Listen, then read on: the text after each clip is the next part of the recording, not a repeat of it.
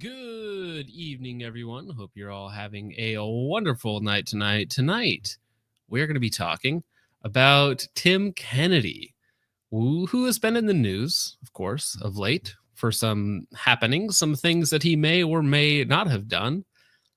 Very interesting. I'm sure there's lots of streams and videos coming out on all of this shortly. However, tonight we're going to be taking a very different angle at the whole thing. Let's see, guys. I know last week we had some audio issues, but it sounds like there's no complaining in the chat, so I think we are all right. Now, joining me tonight at the moment, we might have a few people bounce in and out, not entirely sure. But for now, let's see if he's ready to go. We have Richard. How is your evening going, sir? Wonderful. How is everybody doing tonight? Okay, good. Perfect. You just jumped in as the intro was rolling, so I was hoping your audio was going to be good. Sorry about that. No. That's perfectly fine. I just wanted to make sure it wasn't terrible coming in. All right. Let's see. So we should probably, while we're waiting for some people to roll in, let's go ahead and do some ad spots, just like the podcast we might cover a little bit later. So the biggest sponsor of the channel, not that they're big, but they're the biggest, is Gun Slaps. They produce stickers and patches for your convenience. Some would call them dangerously based. Some would call them cringe. Some would call them autistic. But I call them neat and fun. So for the last, actually, let me go full screen here. Let's get this off there. I call them entertaining. Exactly. For the last month or so, a couple months actually, they sent me like 200, 300 stickers, and I've been throwing them in all of my orders. So the last few months of orders have gotten free stickers from them. These are like the last three that I have. Monkey with a hand grenade, the Jungle Book. That might be offensive to some of you out there, but very funny. And of course, the Neighborhood Warlord patch, or the sticker, which is also the flag on the back. So if that is of interest to you guys, go ahead and check them out. That is, of course, Gun Slaps, the gingerbread patch, the tread on them for Peanut. That's very cool. And of course, my favorite, the local retard. But that's not really what we're going to be talking about tonight. What'd you put in the private chat? Let me get that. Oh, that was just me saying I'm in. Okay. I just had the notification up for that. Let's see. Liquid Richard, locked, cocked, and ready to autist. Exactly. All right, so should we just jump into it? Probably what a lot of you guys are familiar with is this is the big stream that kind of kicked it off. Episode 101 on the Anti-Hero podcast, which of course is on Tim Kennedy, the Book of Lies. I believe the name of the book is Scars and Stripes, and there is a lot of controversy surrounding it. Yeah, Cookman says that he needs that local retard one. Yes, that is the good one. Now, to kind of start out, even the title of Tim Kennedy's book is controversial because there's a Vietnam era book also with the title of Scars and Stripes that people were saying he plagiarized even the title of his book. Now, the name Scars and Stripes is just a good name. It, because obviously it's a play off of Stars and Stripes, but Scars and Stripes for people who have actually served, it's a good name. And the fact that there's only 2 books written by vets called Scars and Stripes is actually pretty surprising. So, but there's a lot of controversy. Within the book, he talks about, having 25 grenades, 50 grenades. He's mentioned different people that he's with, so not all of his stories line up from different podcasts. We're not exactly going to be going through each one point by point. All of those are, or at least some of them, are covered very well in the Anti-Hero podcast, which Tim Kennedy has actually responded to. This is the gentleman. If you're not familiar with Tim Kennedy, he is, of course, a Green Beret. He's been in for like 20 some years at this point. He was also a UFC fighter, actually a fairly decent UFC fighter who never made it to the top, but he was still very good. He was a contender for a number of years, had some controversial losses to like UL Romero and stuff like that. If you've ever followed the UFC or Strikeforce, I believe he was also in Strikeforce.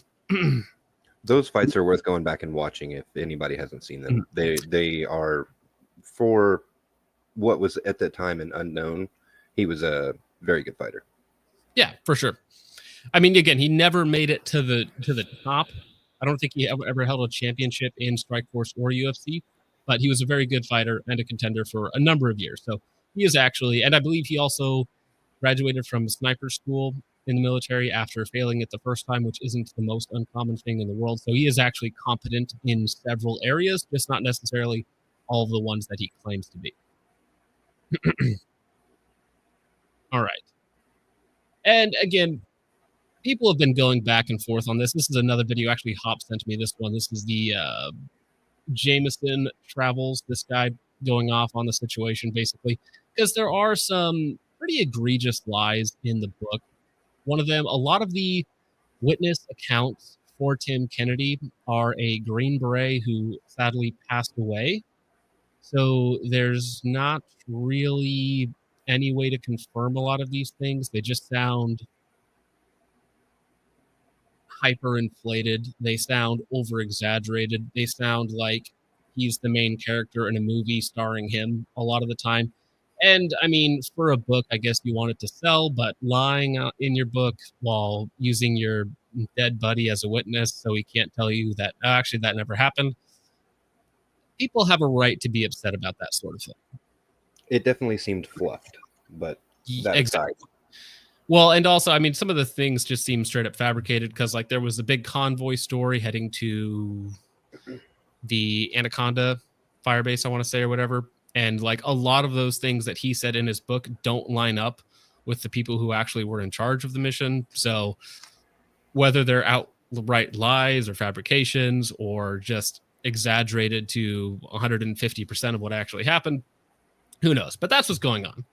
However, what was much more interesting and what Richard actually sent to me is an episode from 2011 on the History Channel of this show that I wasn't even really aware of. I've probably seen a couple just here and there, but this was called The Ultimate Soldier that features Tim Kennedy in 2011. And this is very much a, how would you describe it? Like a reality TV game show featuring like special forces guys? That seems like exactly what it was. It seems like it was heavily scripted. Seemed like the people who were setting up the stages didn't really have a clue as to what was going on, but they made sure to have all of the right angles, right, to show that nobody knew what was going on. That's the best way I could describe it. So to be clear, this is edited a little bit. There's like a filter on it and some other things to try and get rid of it because they will copyright like the first like 10 minutes of it. But I actually did find this whole episode on YouTube that I could rip it down. So we are going to be careful going through this episode. It's about 40 minutes long. I've only seen the first 5 minutes. And it was very entertaining. So I thought this would be a great hour and a half of listening and viewing material to actually watch one of these hyper cringy tactical old videos that are really awesome, like ironically now, but back in the day, like this was the cool stuff. I remember watching Top Shot with my brothers back in like probably 2011, 2010, even earlier than that in some of the cases, and watching these guys do like really cringy things with guns, and it was like, whoa, that's so cool. I can't wait to do that someday. But Top Shot was very good. Yeah, Top Shot was fun. It was well done. They had good cameras, they had good writers, they had good cast, and it was very enjoyable. And one person I would like to eventually get on would be Dustin. Top Shot Dustin. Oh, right. Yeah, I am familiar with Top Shot Dustin. That was actually one of the guys I was thinking of. I think it'd be fun to have him on for something in the future. Speaking about future shows, I was supposed to have Orion Training Group tonight, and that's why very last minute, like 5 hours ago, I swapped up to do this episode instead. So this is very last minute, which is why some of the things are a little bit different. We are going to be doing a Gundy's stream because Gundy's has kind of devolved into a meaningless shill fest. But Vintage Warfare is actually in the chat, and so is Humble Marksman, who both got nominated for some stuff. I don't think GB Guns got nominated or Regular Guy Training, but there are some good people in there that actually should hopefully win awards. But by and large, the Gundies is kind of like devolved. So there will be a Gundies reaction stream. We're going to try and get VSO, Curtis from VSO on here. And next week, I'm still scheduled at some point to talk to Matt Pranka again. Orion, hopefully next week. We rescheduled for next week. So there is some stuff coming up in the near future. Oh, GB Guns was nominated. He was nominated, have been every year, but I don't promote it. Well, no. You were nominated as a writer, if I'm not mistaken.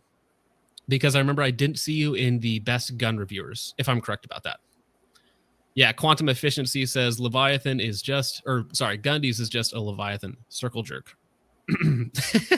I do hope that Vintage Warfare wins just so that he can get up there and troll the audience, because that would be very, very funny. Austin, since you're in chat, if you do win, you have to promise me that in your acceptance speech, you will also accept the challenge that was presented to you by Johnny Q. Or actually, if you could just get up there and call Johnny Q gay, and that's the that would be great. That's the only thing. Why are you gay? Exactly. Get up there, say that, grab your award, and walk off. All right, but let's get this going. And Richard, if you want me to pause at any point, you just tell me to pause. Oh, I'm gonna let it roll because this is gonna be wonderful. Well, we do have to be careful. We actually do have to. Yeah, copyright. We can't just let it roll for 5 minutes and sit back. Although that would be unfortunately.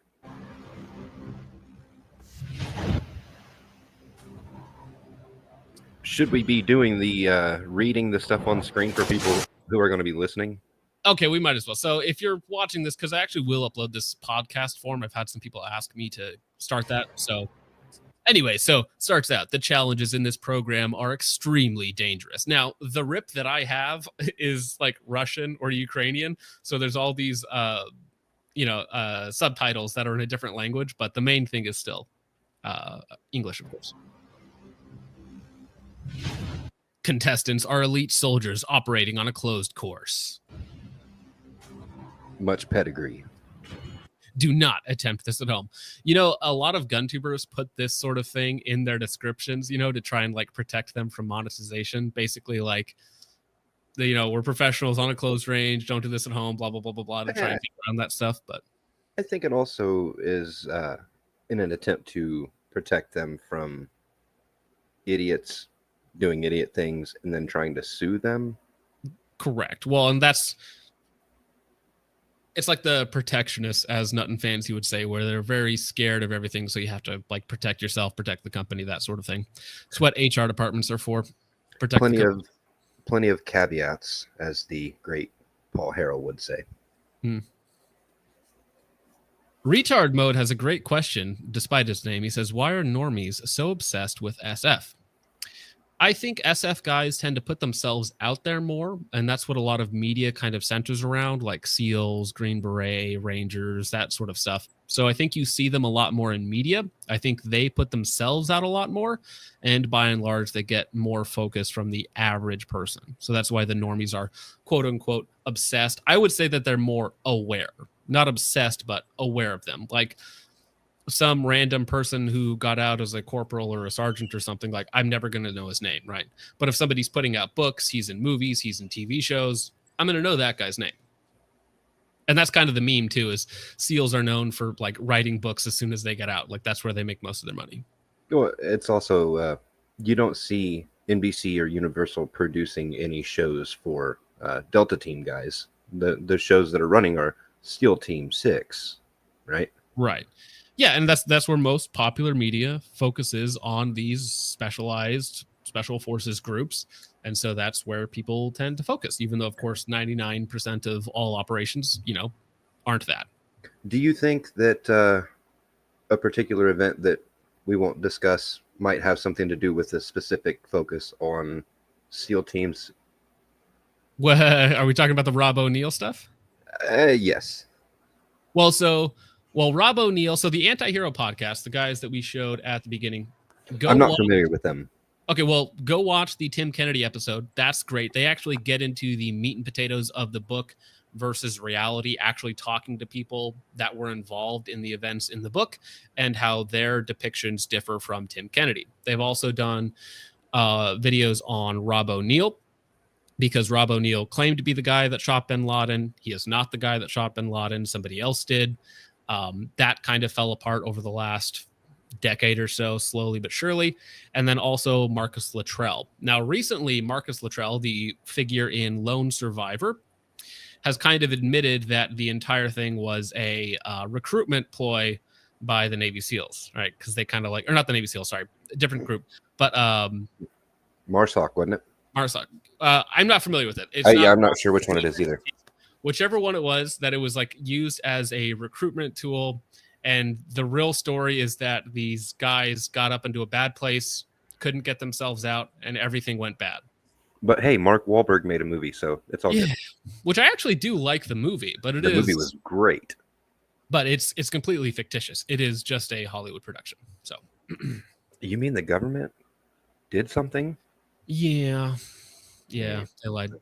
And we're also not. It would have been an interesting topic as well, but the assassination this morning in New York. Yeah, that guy that just got wasted in the streets of New York. So there's a lot more going on there than I think the rabbit hole is very deep.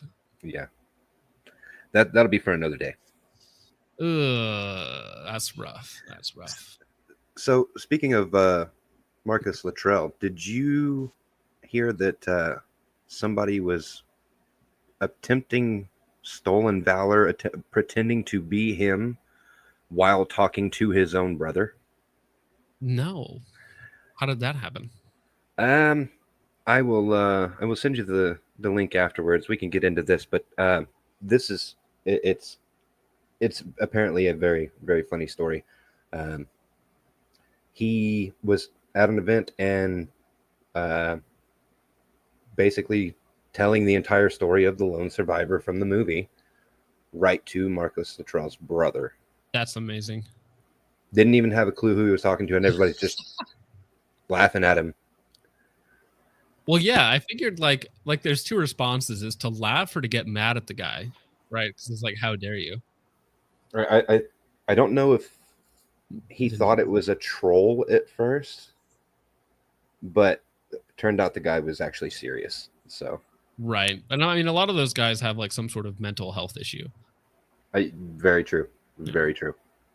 Yeah. So, talking about that thing that happened this morning, it was not a well rod pistol.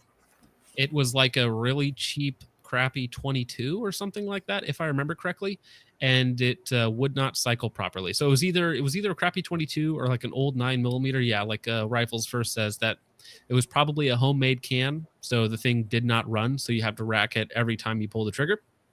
So yeah, it wouldn't have any booster on it, no Nielsen device. So unless it's super light or it's a fixed barrel Beretta, you're going to have issues with that. So yeah. All right, moving on here to the actual part of the video. It's America versus the world in a showdown of strength and skill. I got you, man. As the most elite military units face off. Damn it! Can you believe this? I got a boom! Push him up! Money's no good on this battlefield. The only prize. I do love the slow-mo explosions and the exploding bodies that they used in like all of these.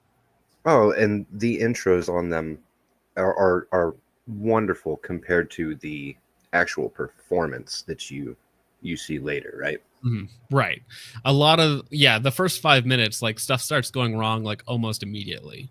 Oh, it's a wonderful watch when you're looking at it from the perspective of this is hilarious. All right, moving on, gents. As that matters here is honor. Let's do this. Welcome to the Ultimate Soldier Challenge.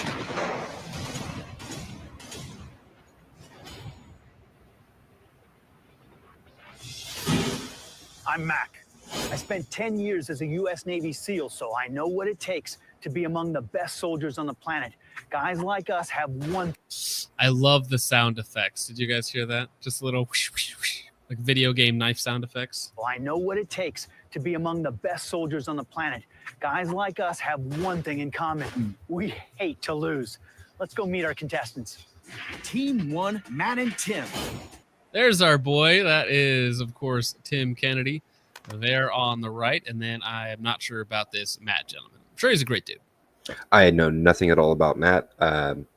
The only reason why I know this exists is because it happened to come across my TV one night at 2 o'clock in the morning when they would have otherwise been running the Ancient Aliens content. This happened to be on, and I thought it was rather intriguing as soon as I seen Tim Kennedy's face pop up in the previews. I think you call them, what's a good name for a group of Chads? I'm sure there's a good joke in there. I'm sure there's a good dad joke in there for your next video, actually, Humble. A speedboat of Chads? No. A gaggle. A gaggle of Chads. I don't know about that. That's different. That has a totally different meaning in the Grantham household. Anyways.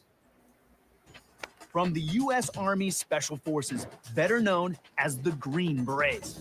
The Green Berets are experts at guerrilla warfare. Is that like a warm-up or like a crab walk? They're nicknamed Snake Eaters for a reason. These guys will do anything to take down their enemy. Their motto, to liberate the oppressed. I'm totally confident that any fight that we go in, we're going to win.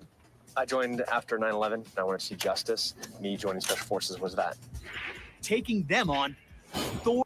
Now, I think this is in 2011, so this would have been right after he got out the first time, I think. So this was, I believe it aired the first time in 2011, but I think it was recorded might have been recorded before him. Yes, I think it was recorded in 2009 or 2010. Gotcha. Yeah, because this would have been right before his run in UFC, if I'm remembering correctly. So he's in very good shape at this point. Very, very good shape. Yes, he was in excellent shape. And then here's our two Norwegian boys. Thor and Tom, two commandos from Norway's FSK. These are their go-to guys on recon and offshore missions.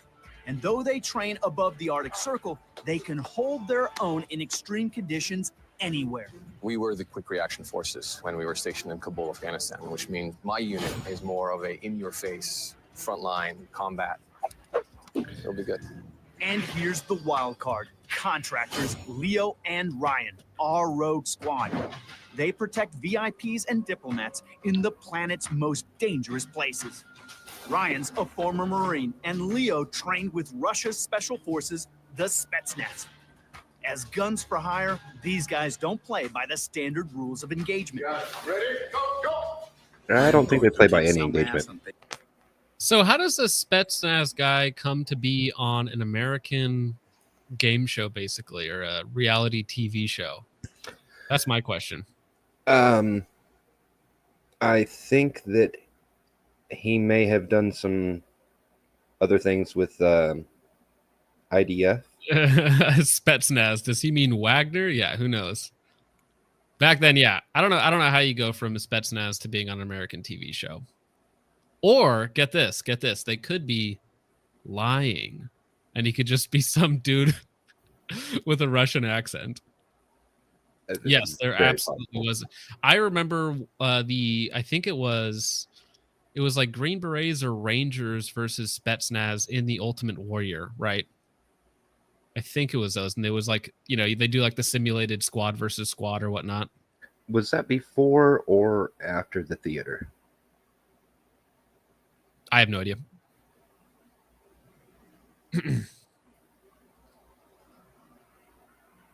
All right. Take some names. I'm good at it. Gentlemen, welcome to the Ultimate Soldier Challenge. It is an honor to have you here. This competition is about teamwork, honor, and skill coming together to produce winning results. Here's how it works. You'll battle it out in a series of brutal challenges. First, a speed round. The winning team gets a tactical advantage for the next challenge, the immunity round.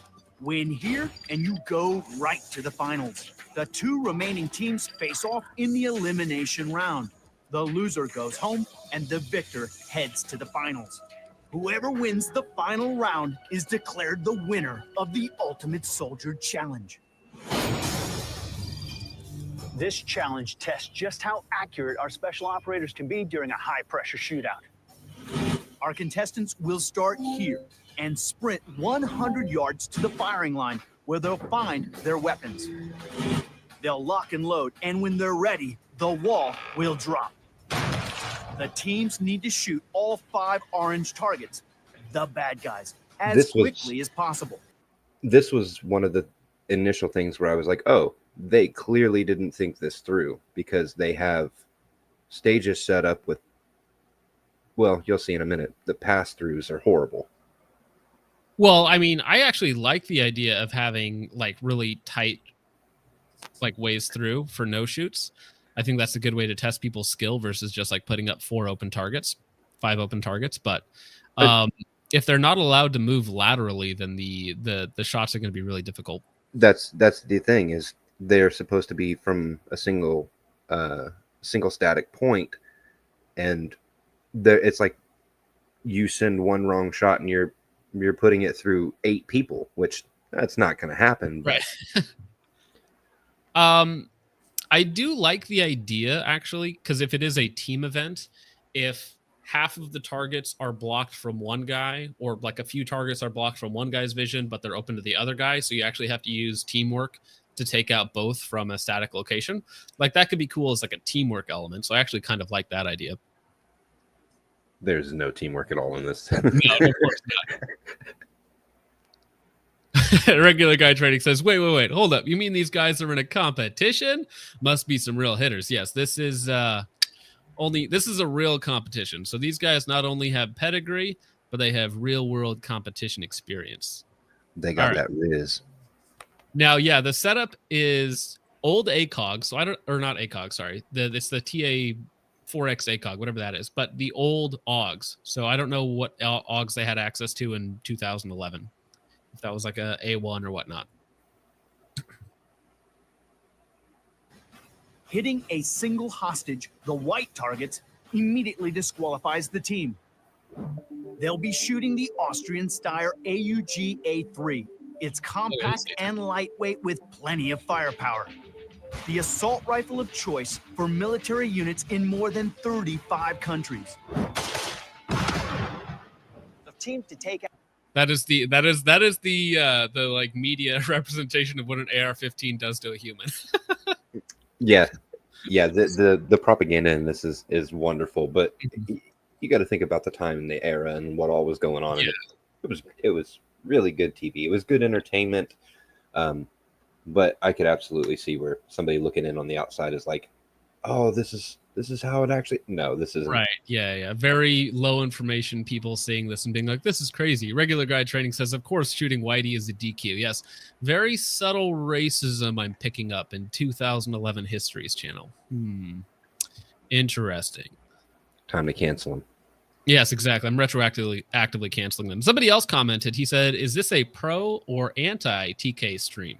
This is a stream on the History channel. TK just happens to be featured in it. Now, TK, if you want to go into the deep dives, again, the Anti-Hero podcast and a few other people have actually done a lot of the research and the groundwork for that. This is just an old episode from 2011 that is very funny, featuring Tim Kennedy.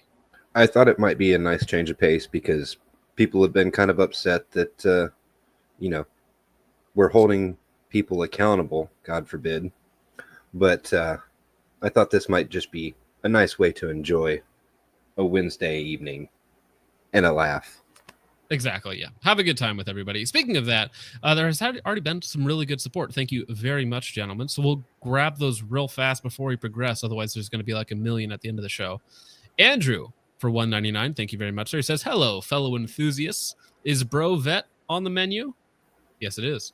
And then you followed it up with another one, or you just edited it. But either way, thank you very much, sir. Tap Rack Stovepipe for $1.99 says, "Take my money and like it.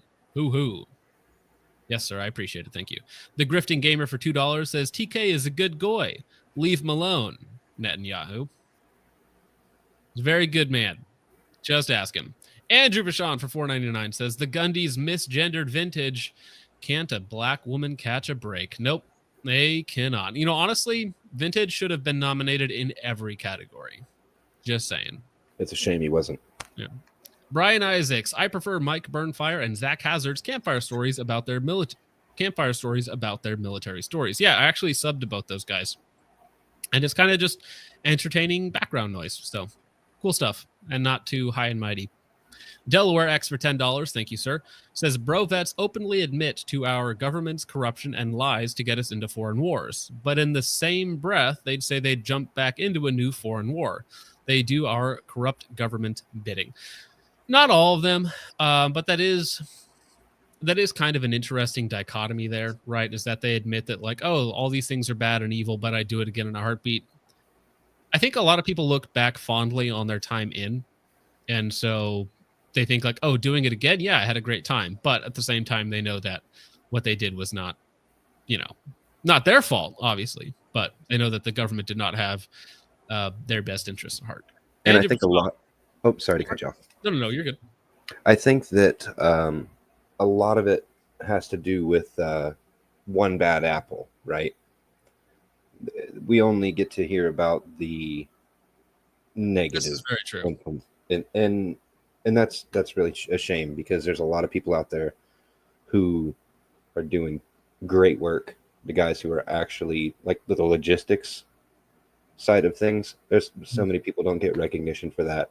And those are a lot of the ones who end up having a lot of the PTSD, because they made good friends with the guys who were going out and they couldn't do anything about it. So I sympathize with them.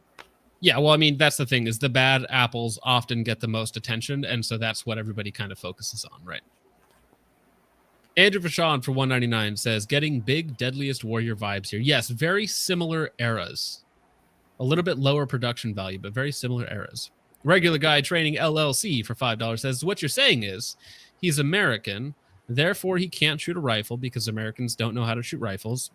Therefore, stolen valor. Well, the stolen valor was the whole lies thing. So that's different. But yeah, he definitely can't shoot a rifle, which we're about to see, actually. Although I think it's actually the other guy's AUG that goes down. Texas Actual for $2 says, does he have a backpack full of grenades? It's not a backpack, but they're actually in every frame of the video. They're just a little out of sight. Lawn Gnome for $2 says, took my last Oxy from my PRK, digging the vid. I bet most videos are better on Oxy. And I've had Oxy before. In 2014, I tore my right IT band, and I had Oxy for like a week or two. Great stuff. Fantastic.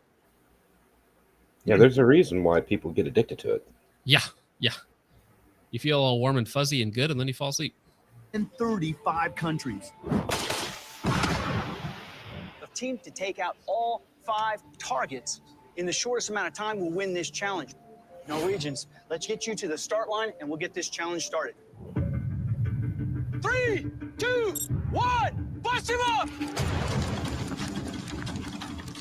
Looks like the guys from the frozen north can tear it up in our 100-plus degree desert heat. Gotta get me ready.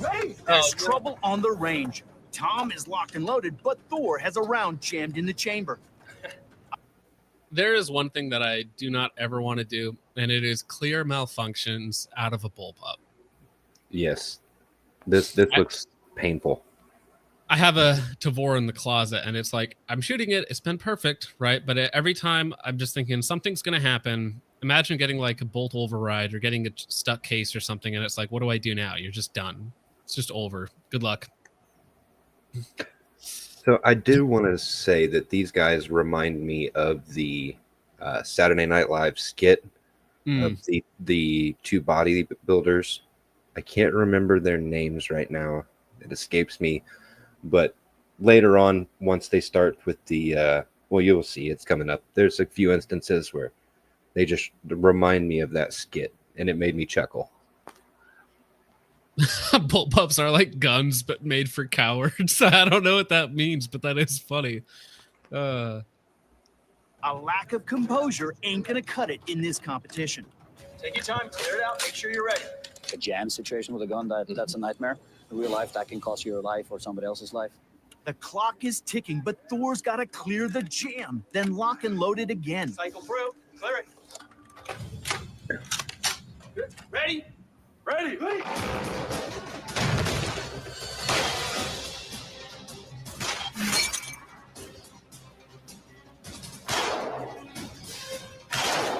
A mover. Got one more target.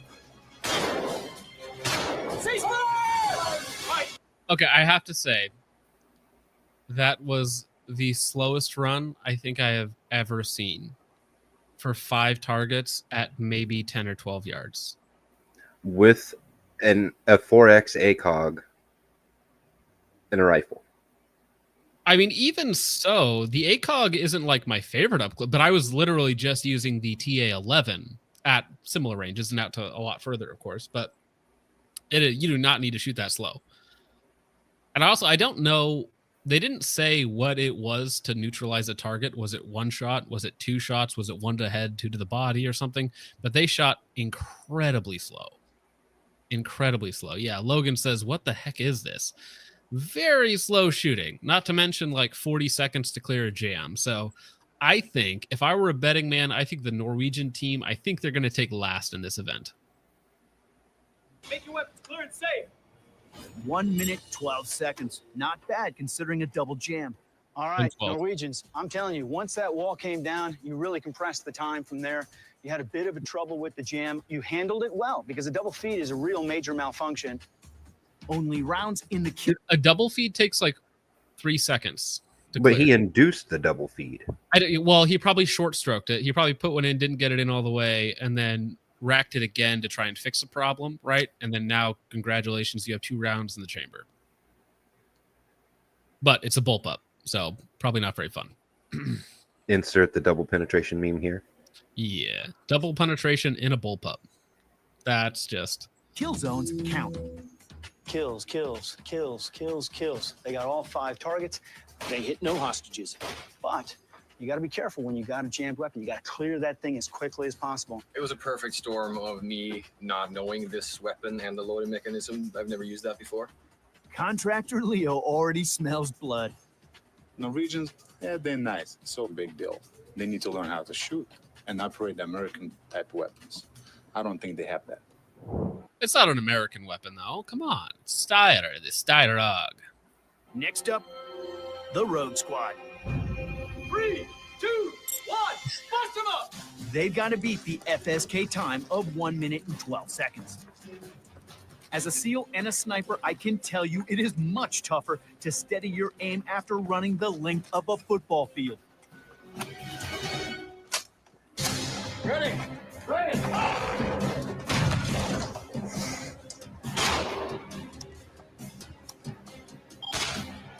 Wow. So far, the Rogues are crushing the Norwegians.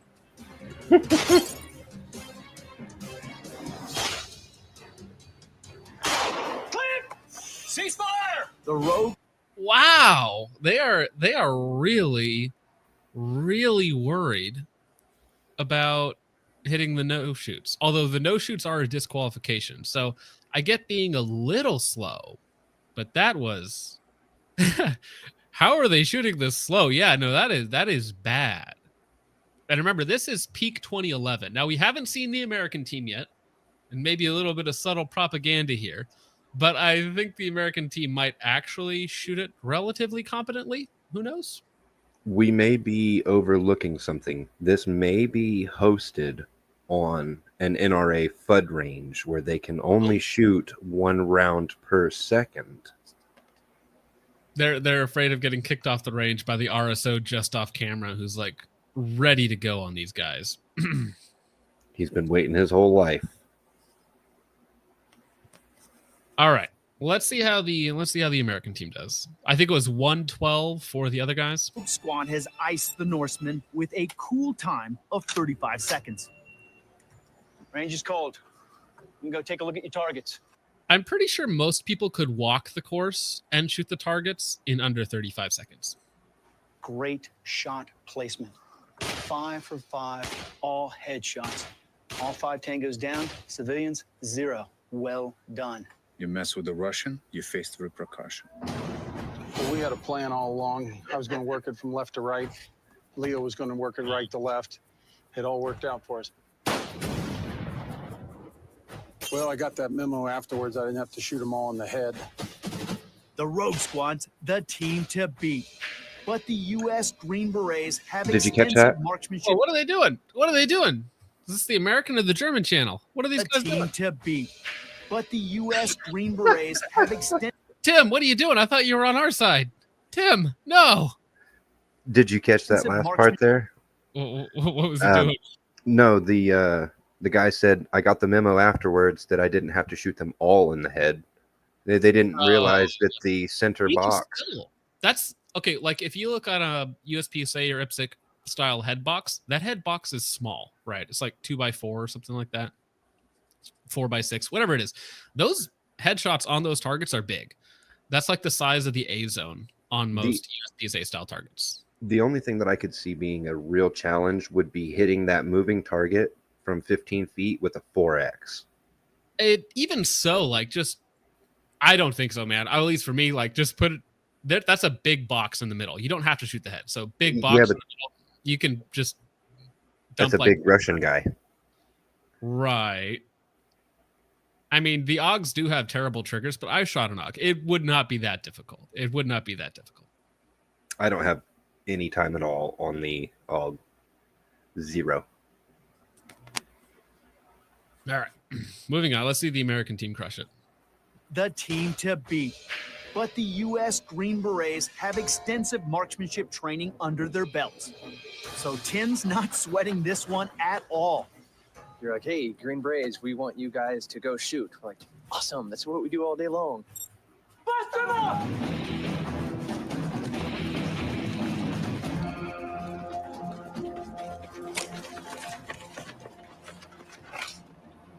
Ready.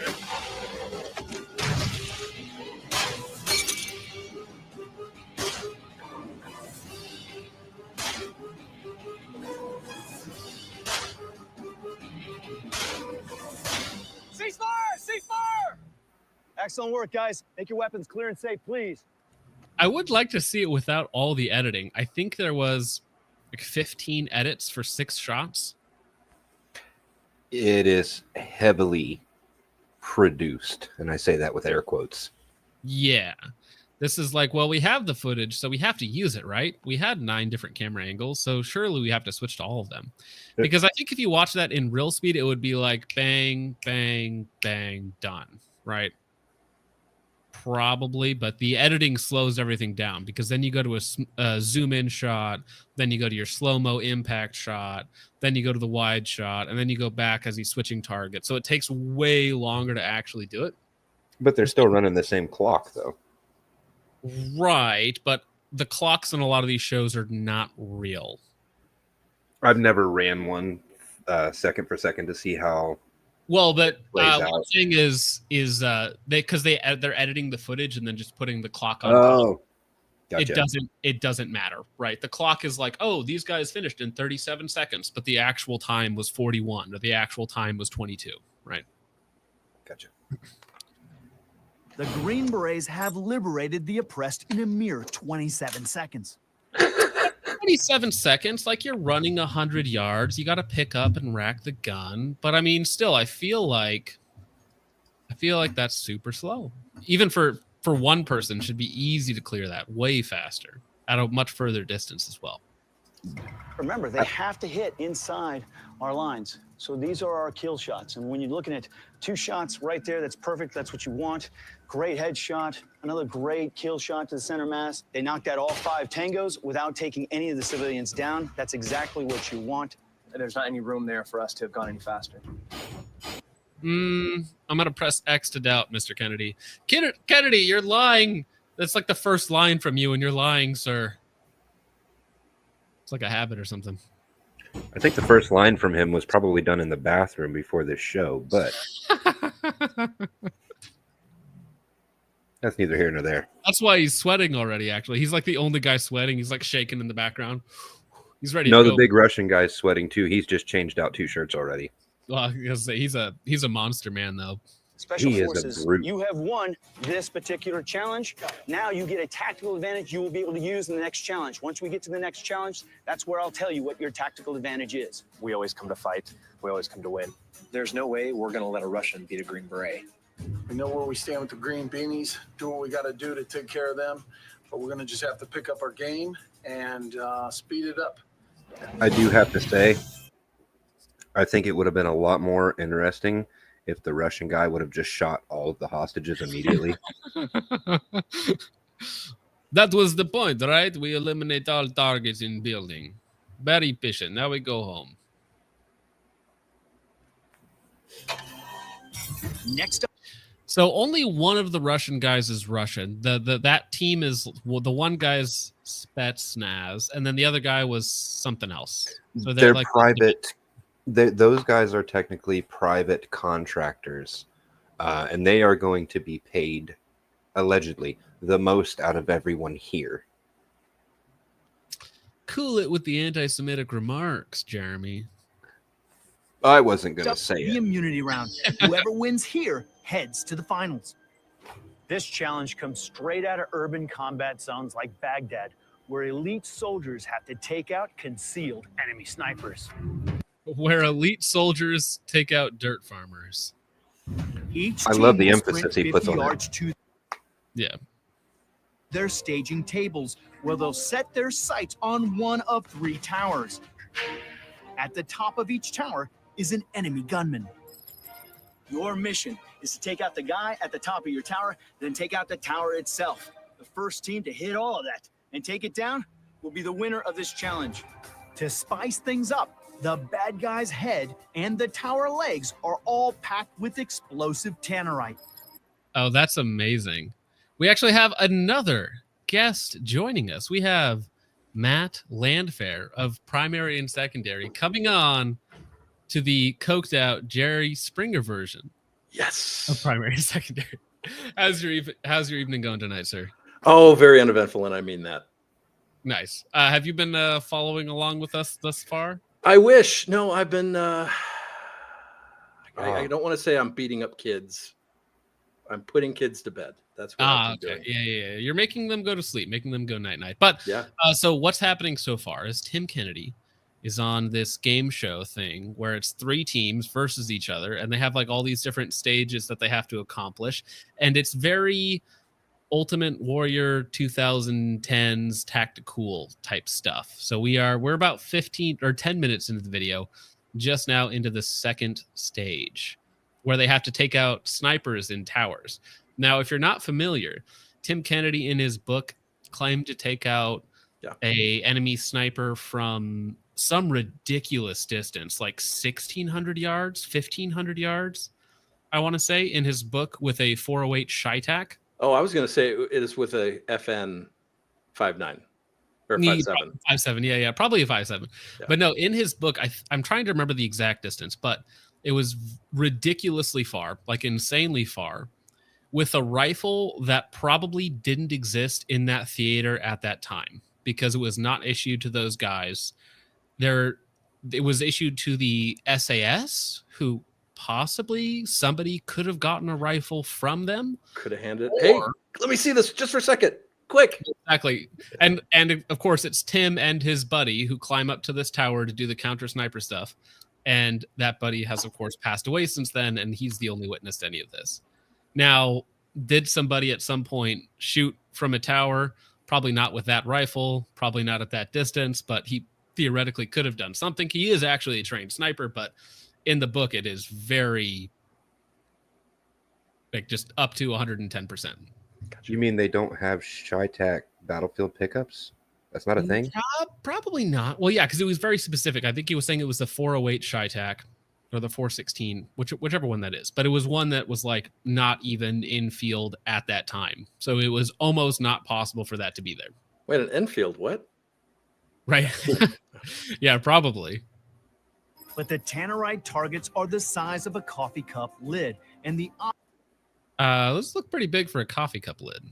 Operators will have to nail them from 300 yards away, the equivalent of 3 football fields. I love how a football field is the only metric that Americans know, so everything is in football fields.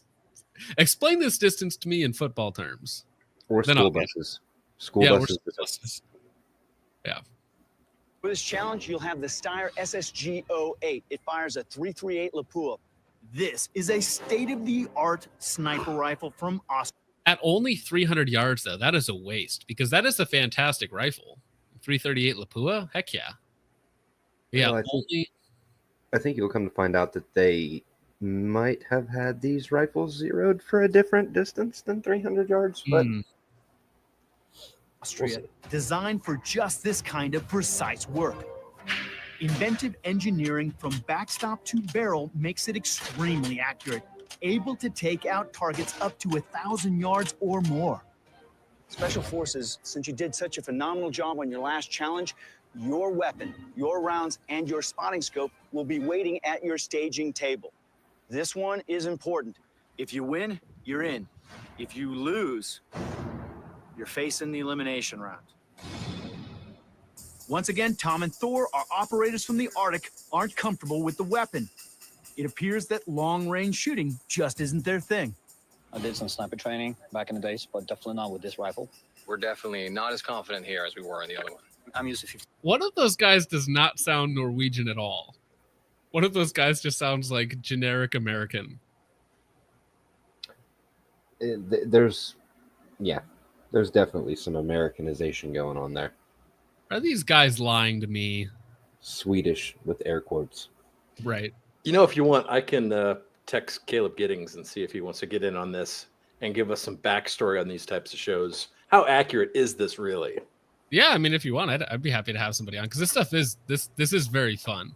Because Yeah, I remember watching this stuff as a kid back in the day. You know, Top Shot, some of these other shows that were on, Ultimate Warrior. Because like my brothers would be watching them, and I'd be like, "Oh, this looks weird," or "This looks fun." But now looking back, it's like this is like the tactic cringe side of things. Yeah. It's good to be able to come full circle though and watch it with 100%. At least this is fun. 50 caliber sniper that is fully automatic. Semi-automatics. Yeah, semi-automatic. Bolts. Action. You know, this has bolts, and I have never done that. Run that Never back. shot a bolt action rifle. Didn't he just say something about a fully automatic 50 Well, caliber sniper rifle? He misspoke. He said full auto, but he meant semi-auto. And here as we were in the other one. I'm used to Full 50 caliber auto, sniper that bolt is action, fully automatic. Semi-automatics. Yeah, semi-automatic. Bolts. Action. You know, this has bolts, and I have never done that. I have a feeling that Norwegian kind of like being they're trying to back out of the shooting range. If they trained enough, they can kill it. I mean, so if you can kill the This is Russian? squirrel 200 yards, this Yes. is nothing. This guy is apparently former Spetsnaz, right? That's the line that they're going with. Sure. Trained with Spetsnaz. Yeah, I don't know. That's what happens if you don't live in a country that has like a culture of firearms, like not shooting a bolt action rifle. Like I feel like that's most people's first is like a bolt action 22 or something like that. But Sweden has a firearms culture. They're Norwegian. Oh, Norwegian. Slightly different, yeah. Yeah. You know what I'm saying? So, but if they want to play this game, Don't they hunt polar bears or something out there? Operators, are you ready? Yes. 3, 2, 1, make it count! Our 3 elite Spec Ops teams are racing to their firing stations where It they'll have only to looks like shoot a 2 are sniper racing. and then take out his tower. The U.S. Green Berets won a critical advantage in the first round. Their weapon is waiting for them. The other teams have to haul their weapons, spotting scope, and ammo. I am pretty sure they were pointing rifles at people running down there. That's all I'm saying. Oh, they were flagging everyone. Yeah. I do like Plastic Guy's comment here.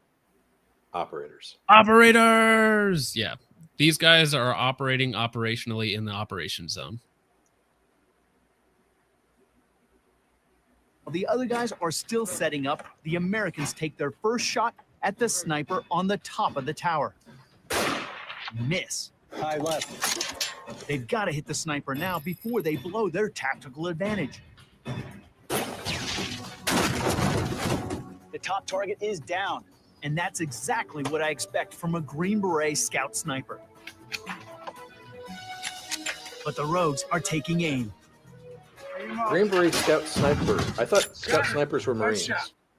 And this is coming from someone with 0 military background. I thought a Scout Sniper was Marine.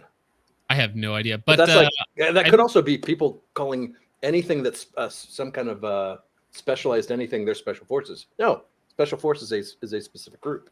Right, 100%. And there's like the colloquial version of what like the normies think, which is probably this audience, especially probably the producers and the people narrating and whatnot. That's what they're aiming at. And then there's what these people like actually are. Like Tim actually did go through sniper school. So I mean, him missing a shot at 300 yards is a little Tim silly. is a very, very special boy. How dare you say he's not Very special. All right. The Norwegian FSK are not trained as snipers, and it shows. They're having a hard time hitting that small target. You have to remember, this tannerite canister is not a big target. They have to deliver that round perfectly for that tannerite to go off.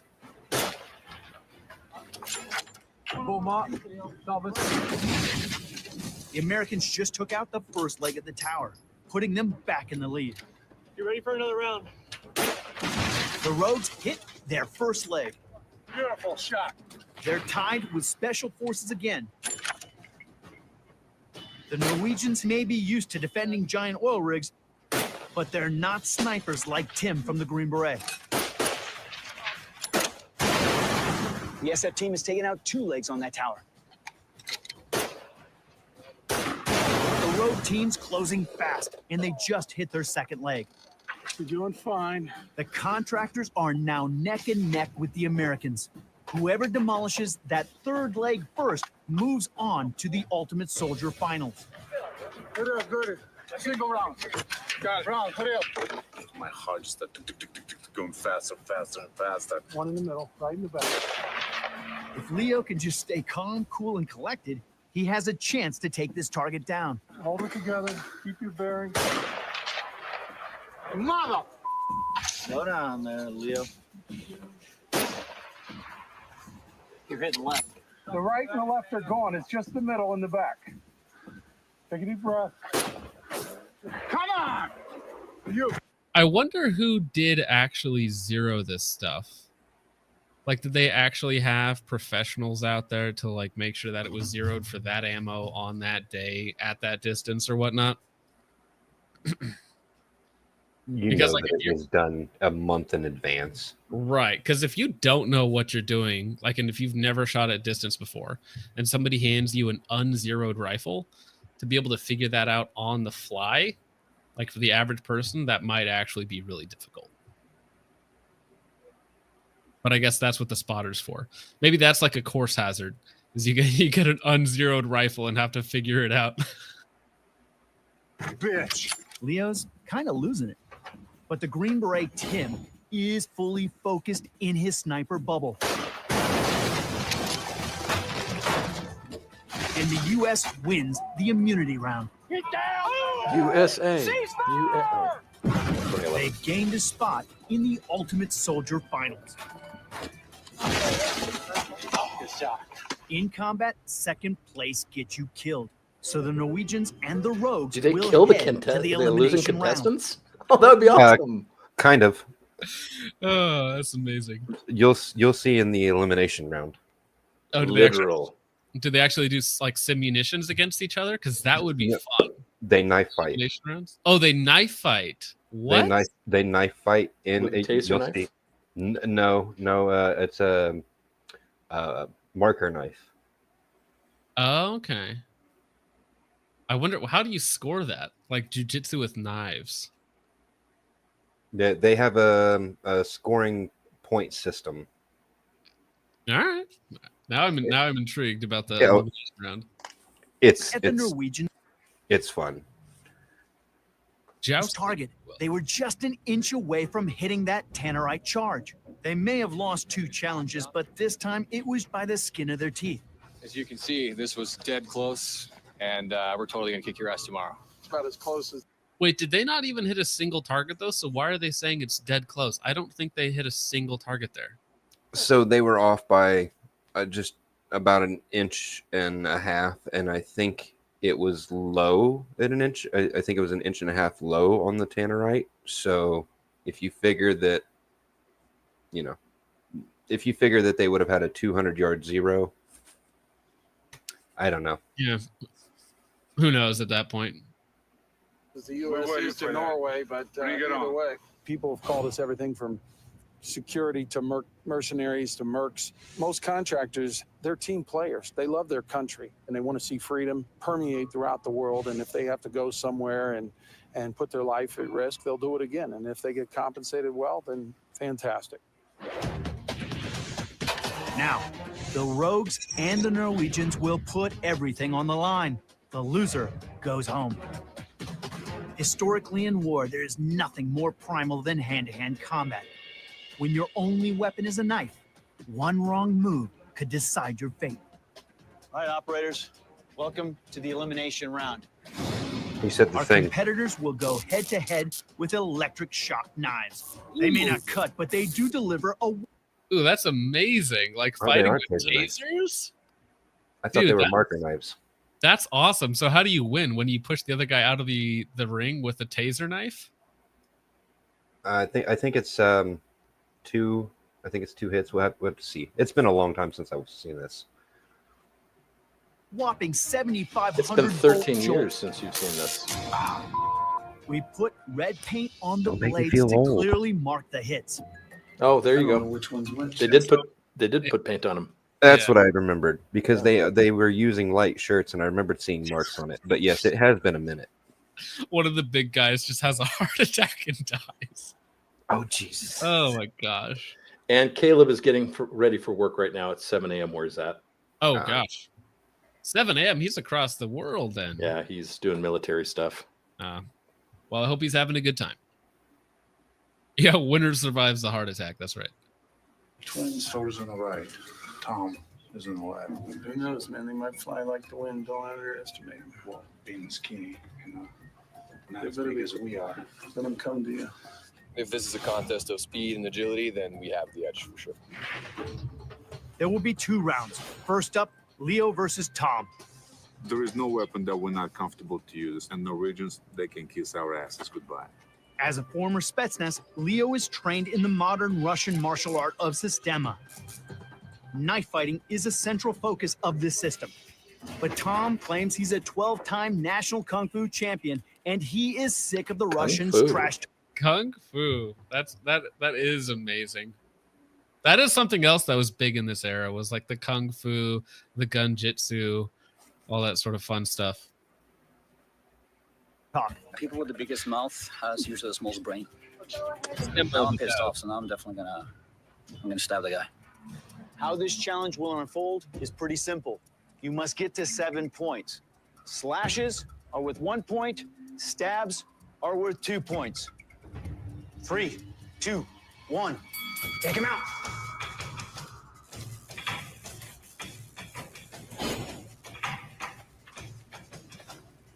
Slash.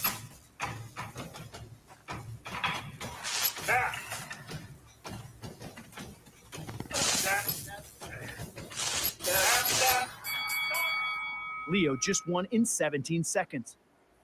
Here's how it went down. It's a good thing he has that bandana on. That was a +3 sneak. Exactly. +3 to your stealth stat. I'm slashed. Unfortunately, he's in a knife fight with a strength build, so not He's gonna go also so better with a tank. Also better with a knife than he is with an AUG. well. Very true. I think that was the guy that couldn't get his AUG up running. Leo stabbed. Tom got Leo's leg. Leo charged and Tom slashed. But the Russian was unstoppable. He stabbed and slashed, then delivered the death blow. Tom, you did a phenomenal job. You were aggressive. You did what you had to do. But Leo, you stepped up big when it mattered most. You won this round 7-5. I sliced them, I diced them, and I punctured them too. So I've never done any sort of knife training. Matt, have you ever done knife training, stuff like that? I'm sure that's a nightmare for guys. Negative. These guys, really? No. Did you see the video the other day of the police officer? And he put himself in a bad spot. He kind of got into a corner. Normal. Well, yeah, he got into a corner and he was talking to a guy, and this guy approaches him with his hand underneath his coat. And the cop accidentally, like before this had happened, had basically put himself into this corner of this entryway where he couldn't run. And so then the guy, obviously the cop was like, hey, I don't like that your hand's there. I don't like that your hand's there. Show me your hands. So the guy takes out his knife and like charges him, right? At like from like 3 feet away. Yeah. So the cop has to work his way back out around through the guy, around the corner, eventually gets to his gun and shoots him and ends the situation. But that whole situation, I was like, that is a nightmare. The cop survived and he like his gear got torn up, but he was very fortunate to not catch a blade. He didn't get cut? No, he might have gotten cut, but the images I saw in the video were his gear, like his whatever carrier and 3A vest I imagine he was carrying, that got cut up like everywhere, but I didn't see any blood or anything in the video. And listening to him, he was fine once he, was actually able to create some distance, get to his gun, and then end the situation. But that is the stuff of nightmares. Because, like, getting up close to somebody with a knife, even if you have a knife, is just like everybody's going to get cut. Everybody's going to die bleeding out somewhere. The only knife training that I've ever had is run. Yeah. But everybody who I've ever spoken with, it doesn't matter if they have a knife and you have a gun, you run, because it's not worth you trying to defend yourself against somebody and then going through all of the hassle. If you can run. Actually, let me see if I can find this real fast, because I think Mr. Guns and Gear posted it. So someone in chat just brought up 21-foot rule. So that's also known as the Tueller drill. That was named after Dennis Tueller, a cop out of Salt Lake, still alive. The concept behind the 21-foot rule is if the aggressor and the defender are both aware of each other's existence and are waiting for one of them to act, waiting for the knife person to attack and approach, the defender with the firearm has enough time to draw and shoot and be offline and shoot the knife wielding person within 21 feet. That is with all parties aware of what's going on. That number is now beyond 36 feet now. And interesting concept. All about action and reaction. What caused it to jump from 21 to 36? Because I know in this amount of time, the population has gotten more obese. So because they roll faster. People roll faster now. Oh, I thought it was maybe because of the meth of the PCP. I think it just in general, because also we're taking in consideration, both parties are aware. Okay, I have the knife. I'm going to come and get you. You ready? Ready. And this is, and this is not this isn't a guide. This isn't a rule. This is just something to be aware of. Because I have heard that 21-foot rule before. Like I remember hearing that years and years ago. Yeah. But no, I couldn't find the actual clip. I thought Mr. Guns and Gear posted it, but I don't see it on here. So we will move on. Yeah. For tenderness. In the knife fighting arena, it's Rogues 1, FSK 0. Now it's do or die for Team Norway. Operators, you ready? Ready. I'm concentrating on my game, and I could win this for both of us. 3. I lose this round. 2. We're out. 1. Make it count. Tactical ad break. It's elimination time in the Ultimate Soldier competition. Leo of the Contractors just slashed and stabbed his way to victory, beating Norway's Tom in just 17 seconds. To stay in the competition, the Norwegians must win the next knife fight. For your blades? Thor's up against Ryan, a hulking 220-pound contractor who learned knife fighting the U.S. Marine Corps way. What we use is what we call the ice pick method, where you run it down this way because you're going to block the opponent's blade and you're going to come in and try to get a neck shot. He's strong. He's big. Hopefully that means he's probably a little slower. No more excuses. Does he have a black eye? It does look like he got punched in the face or something. Oh, dude, I wonder if that was from the scope. That's what I was wondering. Oh, because it's 338 and you're bent over leaning forward. And if he was not anticipating the recoil of that, that could really mess you up. That would be painful, man.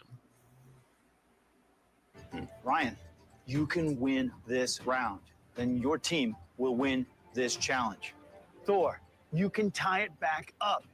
If you do, we'll go to a tiebreaker round. It's all about who gets to 7 points first. Are we clear? We're clear. You never want to be in a knife fight, but if you are in a knife fight, you've got to go in at 110% willing to win. 1, make it count. Flash.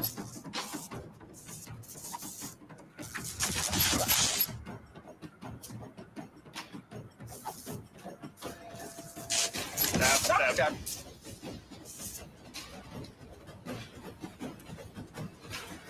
Slash. Stand down. Ryan wins. Thor scored a slash. Ryan got 2 slashes and a stab. Thor stabbed. Another slash for Thor. But Ryan just scored a slash and a stab. The second knife fight knocks the Norwegians out of the competition. As soon as it started, I could tell the way he was holding his blade, just his look in his eyes. He didn't have his warrior spirit honed. Just like it would. He did not have his warrior spirit. Yeah, I don't know about that, but I don't know what I expected from an elimination round, but that's pretty good. Taser painted knife blades. Well, like I said, I knew this was going to be entertaining. USA, that's right. Norwegians, they can't shoot sniper rifles, and they don't have competitions for knife training, so they can't use knives either, apparently. Very sad. Somebody just said that they're far too white to be good with knives. Oof. Ouch. Would be in the real world. Knives are quick, knives are brutal, and it happens in an instant. Yeah! But Ryan, you have won this round for your team. Congratulations. Thank you. You have survived. An honor. Guy? An honor for me. Hoorah. If you don't stay on top of your game, you're going to lose your edge. You know, at some point, one team has to head home. Norwegians, you are that team. I feel disappointed. It was an honor Stealth to picked up go on up that. against these other units and these other players, the contractors. Of course, I'm disappointed, and may the game go on. Only one team can be the best of the best. The Norwegians hung tough but fell to the flat-out aggressiveness of the Rogue Squad. Next one is Green Beret. So here we come, guys. I think Tim Kennedy can't legally go up against the IDF. I think that's in his contract. So, yeah, as Vintage was asking. The finals, a 2-part challenge. The winner of the first round gets a tactical advantage for the final battle. advantage. Round 1, the scenario, an urban combat zone. Troop carriers make a tempting target for enemy gunmen. Protecting a convoy can mean shooting your way out of trouble at high speed. For this test, our finalists will be driving the Polaris Ranger UTV through a village occupied. Sponsored by Polaris. What by I love enemy is forces.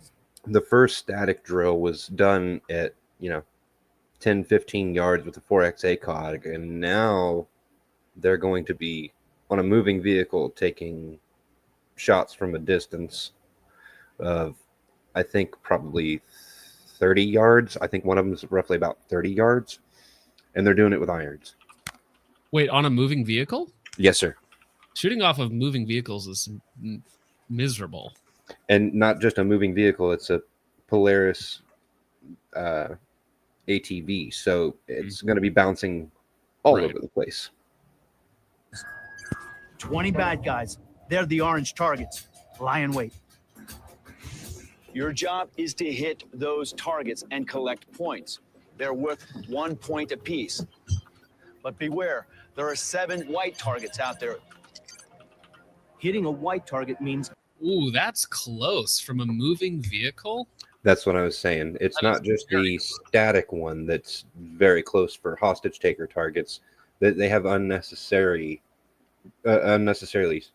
staged them extremely close. Yeah, for that's moving, especially when you're going to be coming from. Some of these will be around corners, so you'll be on one vantage point from one angle and another vantage point from a separate angle. So you are going to be having the hostage target pass through guaranteed at some point in time. Right. I do like the idea of having something like this for like a stage, like a 3-gun match or a 2-gun match, like having a moving car stage or something. I think that could be fun if set up properly. But yeah. This one they drive in a circle, and it when you actually see the layout of it, it kind of gives you the pucker factor knowing that there's other people here. Oh, well, if they're actually shooting live rounds, Oh, they are. They are. There, you can see on a couple of the shots, and when I had it on my TV, you can see they're not shooting blanks. They are. You can see the neck on the casing. Interesting. Jonathan Bacone says, any of you remember Tim Kennedy and Lance Armstrong being kind of anti-2A? Just jumped in. Don't know if that was covered. I talked about Tim Kennedy a little at the beginning. Was Tim Kennedy the guy who said that civilians shouldn't own body armor? No, that was Dakota. That was Dakota Myers. Tim is the one who said, quote, gun control is a massive solution. Now, keep in mind, that was his words, not mine. And he has said that multiple times. And he is also the, I believe he's the lead brand ambassador for a private background check company that does a more extensive background check than a NICS check for some reason. I'm not sure why that would be necessary, but he tried to, at least we think it was him. He roped Eli Double Tap, Eli Cuevas from Unsubscribed podcast. Yeah, I know Eli. He ended up getting put on the website as a brand ambassador, and he had to come out. He actually contacted Kurt from VSO, and he said, look, I don't know why my picture was being used. They emailed me one time. I told them I wasn't interested in it whatsoever. They used my image and my likeness without my awareness, and I appreciate you bringing this to my attention so I can get it resolved. And within a couple hours, he was removed from the website. I mean, that's kind of a scummy thing to do. I don't know why a lot of these guys do things that's going to immediately piss off their base. Like, is it just money, or is it they actually believe this stuff? No. From everything I've seen, Eli seems like a decent guy. I don't know him personally. Never spoken to the man, but he. Well, I don't have any. I know Eli is kind of a knob, but I don't think he's like anti-2A or anything like that. He is a typical bro vet and drinker, and he's funny, and he seems to have most of his priorities in order. He does a lot of good work for a couple of charities that deal with autism. His son is on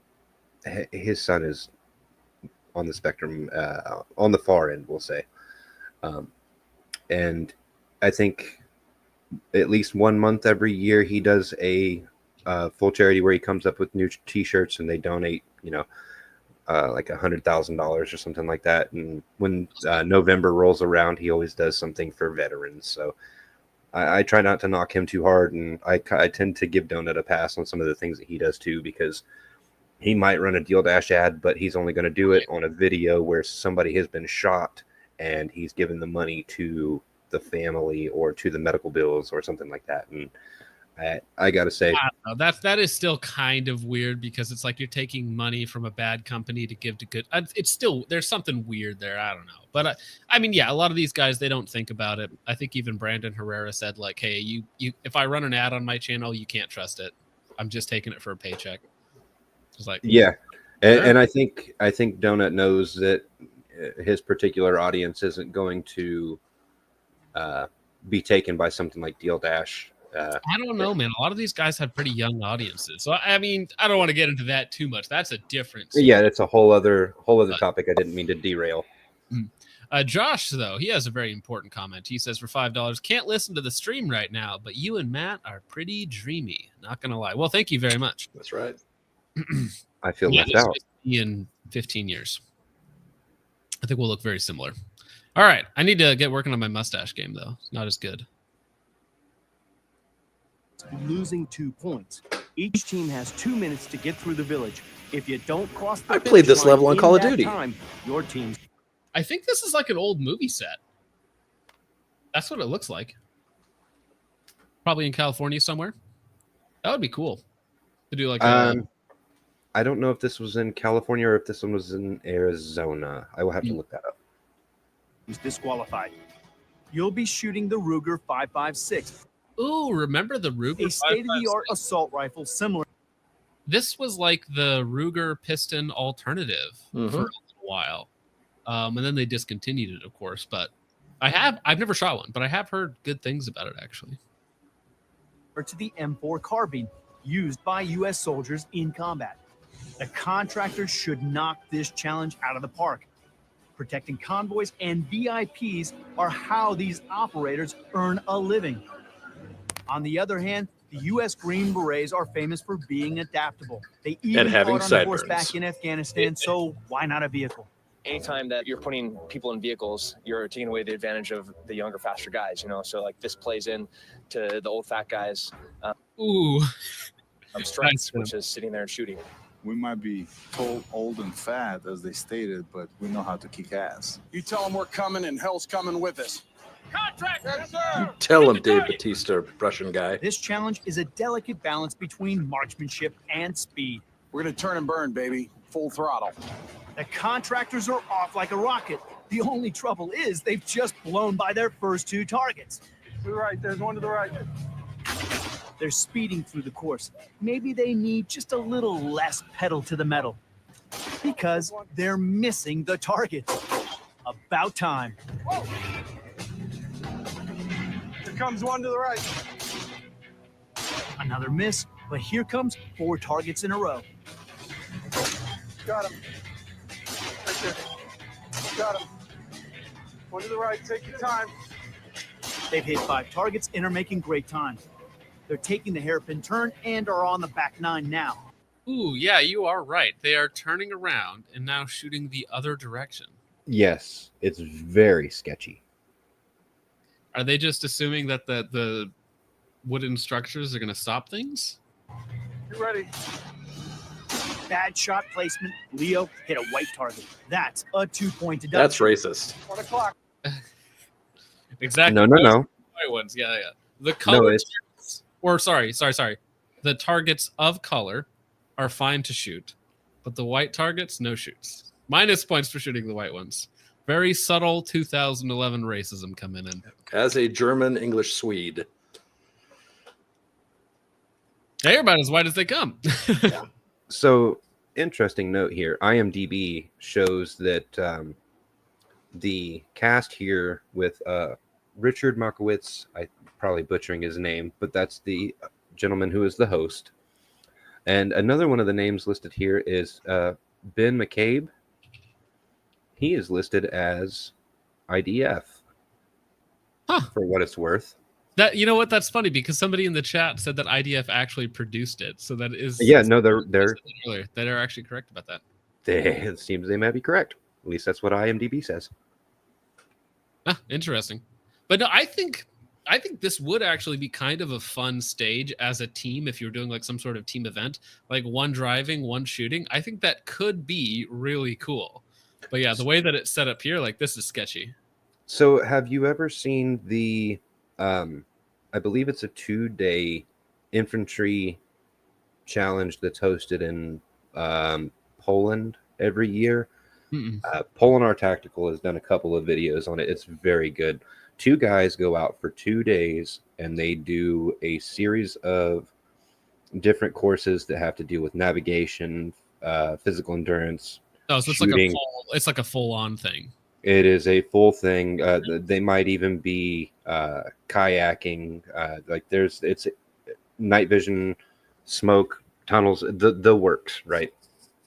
And something like this is they have done stages like this before where they basically have a driver and then 2 guys in the back shooting off targets left and right. But that would be something great to be able to do on a 2-man event like that.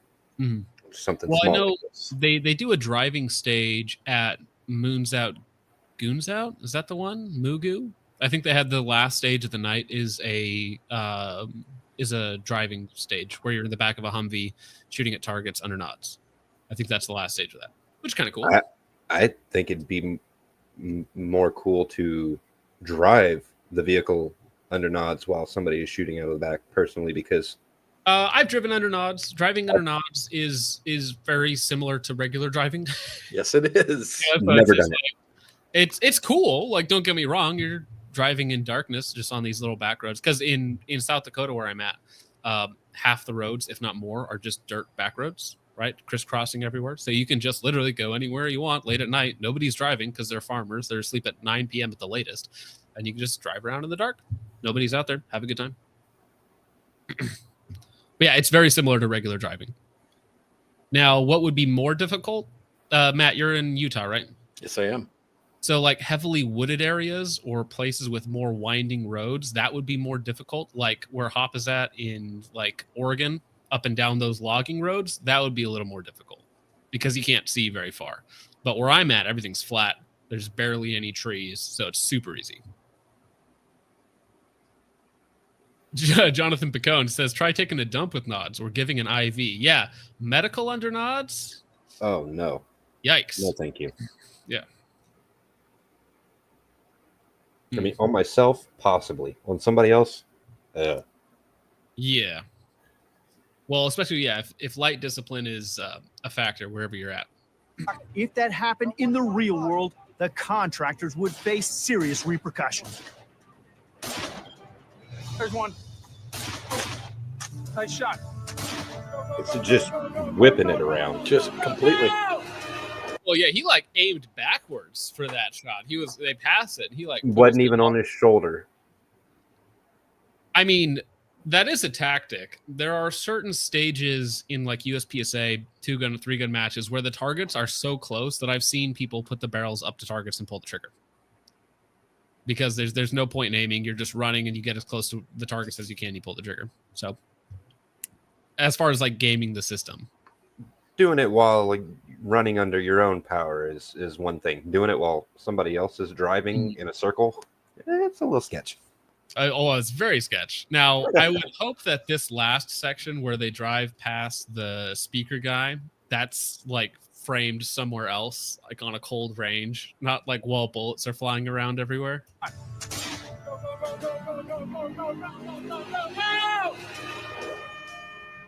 contractor's final score, 8 points.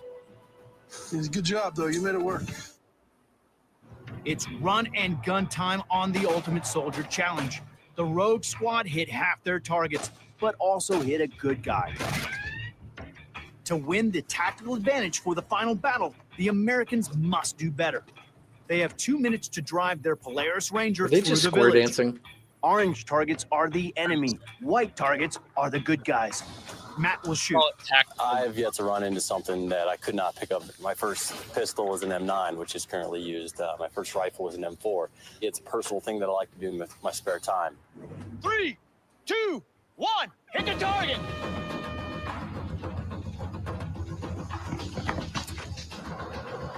Just like the contractors, they blow by their first 2 targets. From the start, I was automatically stressing out a bit because I knew I had already passed 2. There's a hard right turn off the main road. First target on the right.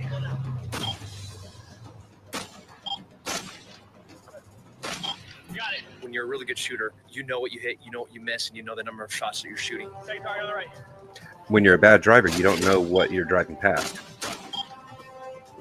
1 minute, 15 seconds left. 2 targets, one behind the bus, one in the bus. I don't know if I like the optics of shooting a school bus. This local little town. The only one that didn't have a hostage was in the school bus.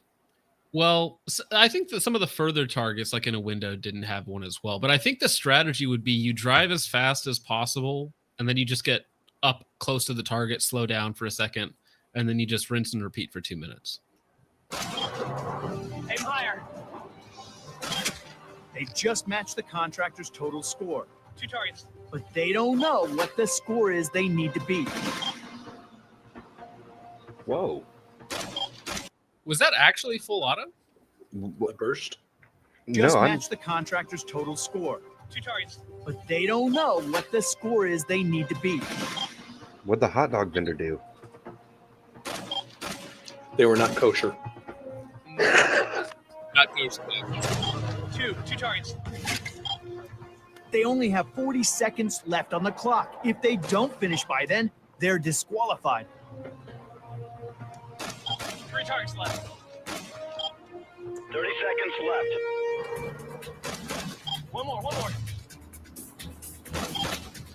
Then, trouble.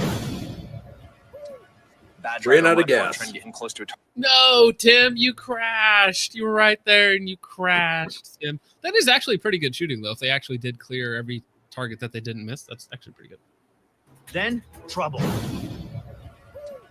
Bad driving on my part, trying to get him close to a target. They're just seconds from being disqualified. No, it's right here. 10, 9, 8, 7, 6, 5. The Americans scored 18 out of 20 to win this challenge, but that's just not good enough for the Green Berets. 18 out of 20. It should be 20 out of 20. We're representing a larger Should be group. our 25 regiment. out of 20. You know, and the worst thing in the world is to let our brothers down. Contractors, you move through this course. Also, coincidentally, that's the number of grenades that he's carrying right now. Just can't see them. They're just off screen. So fast. Out of the 20 targets, you only hit 10 targets. And you also hit 1 white target for a deduction of 2 points. Your total score is 8 points. Special Forces, the total score is 18 points. That means you won this challenge. Right. You were right. I thought I hit every Racism single target confirmed. I had, but obviously I guess I missed some. With their win, the Americans gain a tactical advantage in our final challenge. Oh, that wasn't it? They have another. That was just a warm-up to the final challenge? Okay.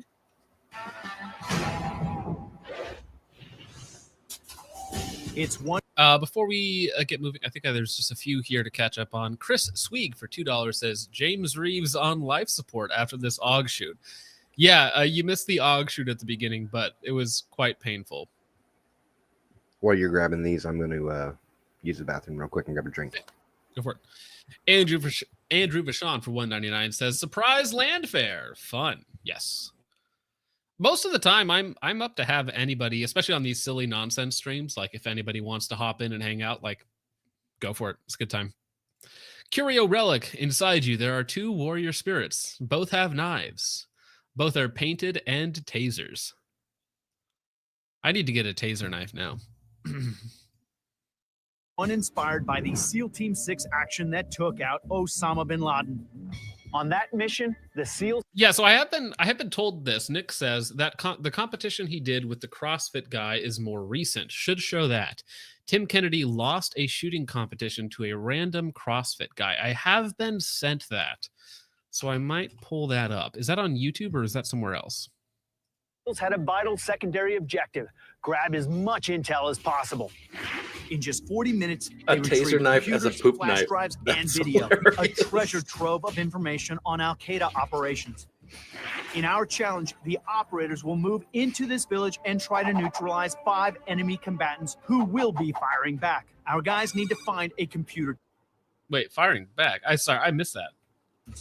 I'm still In laughing our at poop challenge, knife. the operators will move into this village and try to neutralize 5 enemy combatants who will be firing back. Our guys need to find a computer tower. What nationality will they be? That's what I want to know. The cantina, the Are they going to be consistent? Right, they'll be dressed in black. church, or the feed store. The Americans won the last challenge, so we'll tell them there are 5 bad guys. The contractors won't know, which could cost them crucial seconds. The team that retrieves the intel and hauls their butt up here to the extraction point in the shortest amount of time Always will send your win reference right the there. Ultimate Soldier Challenge. They'll be using So the twist with this, AK-47s. the OP4 are actually their family members. I bet for some of them it makes it easier. Yeah, it's true. The weapon SEAL Team 6 reportedly used to kill Osama bin Laden. It can easily penetrate body armor at close range. They'll also be carrying the H&K P2000 compact tactical pistol as a... I haven't seen one of those in forever. No. Yeah. Do you own one? No. No? Okay. Darn it. You could have just pulled one out right there on the Yeah, stream. they're all in. There's piles. Yeah. Are they actually just sitting on the floor right now? Well, no, on desks and stuff. Oh, okay. Gotcha. Because I just imagine walking around like mountains, like a hoarder, but with handguns. You know, There's the staccatos and the Berettas and the Glocks. There's mags everywhere, random casings. It's like, yeah. sidearm. It's the perfect secondary weapon. Everyone will be firing Simunition FX marking cartridges. Okay, that's cool. The most realistic, non-lethal ammo that can be fired from actual guns. You kill the bad guys with a torso shot. Of course, a torso shot will also take you out of the competition. They're white. They're white underneath the goggles, so it's not gonna feel real to them. You know. So they're not no shoots. Yeah, I mean, well, you shoot the black parts of them. Does that make it better? First up, the Rogue Squad, and former Marine Ryan is feeling cocky. Finding intel is his specialty. My call sign is Dirty. In the United States Marine Corps, I was an acquisitions guy. We're in the middle of nowhere. People would say, get dirty, he'll find it. You know, the bigger you are, the more your heart has to pump that blood. I think Leo would definitely be at a disadvantage here. 3, 2, 1, make it count. There's a couple holes on the right. Watch it. Steady. Go steady. Obviously, they haven't messed with Sims much because the distance on those isn't that great. I've never shot simunitions. Is there like what's the range you get off of those guys? I know that it's not that far. I have scars on my arms from Sims, but yeah, that sounds like fun. It's good 4x4 stuff. Yeah, not that far. Let's go down the road. The Rogues are heading straight for the cantina, but I'll let you in on a secret. Neither. They want to go get a drink after climbing down the mountain. They're like, oh, we got to go to the bar first. Let's go. Piece of intel is there. There's one at the door right there. Ready? I got the right. 1, 3, cut it. 100 feet is according to the Google machine. For a covert op here. One at the door. That's like you could use that because that way there you could cover open spaces and you wouldn't even have to worry about it because unless they're really close to you. So. They draw the attention of an enemy gunman at the cantina. There it goes. First contact. But no one's down. The best thing for them to do right now, find cover. Close so their rounds can actually hit. They're leapfrogging here. One provides cover while the other one moves until they finally take refuge behind a low wall. But they're still making way too much noise. Not smart when you've got armed bad guys around. They're across the street from the cantina now. I got you covered. I got one in there, okay? Where? They need to land a kill shot on the gunman to enter. 2, 3, go. Right in his head. I think he had a jam or something and he had to clear it right here because he goes for the charging handle. Because simunitions are not perfectly reliable. No, horribly. And check out that trigger finger. Yeah, he's just aiming right at his buddy's feet right now. 2, 3, go. Which actually, I mean, he is former Spetsnaz, so. But it really looks like other dude walks right into his field of fire. Yeah. And then just plants a couple in the back of his head. It's a terrible video. It's another one of those, like, I think it was in South Africa. So it's a South African police force. There's like 6 police officers on a door. The third guy in the stack is shooting. And the second or first guy pokes his head out, catches a round down.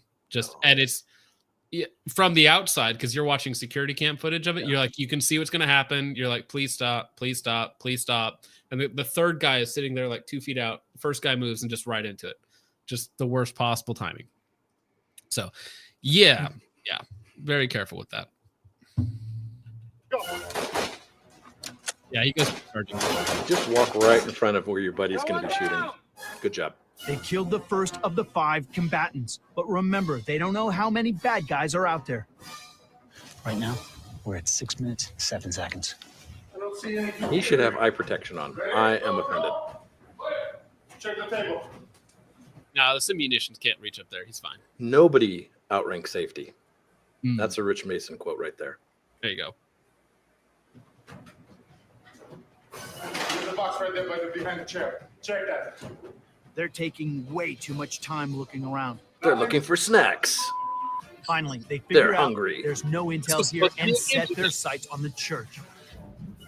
You watch the left. I'll go to the right. Okay, just move to the left. They try another frontal assault, exposing themselves to enemy fire. And nobody wants them to expose themselves. Yeah, please do. YouTube, sir. He's in the church.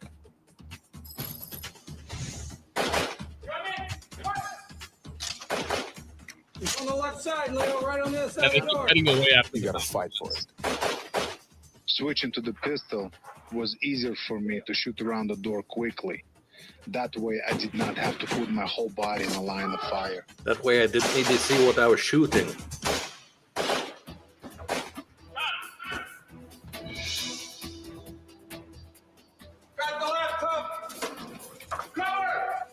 rogues have taken down 3 gunmen, and they have the laptop. Leo provides cover as Ryan exits. They still need the hard drive, and there's one remaining building to search, the feed store. Looks clear. I'm coming, Doty. You got me? We took a back alley so that we have more covers and protection.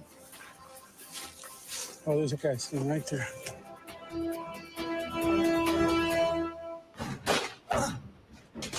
I got him. Got him? Yeah. That's the 4th combatant down.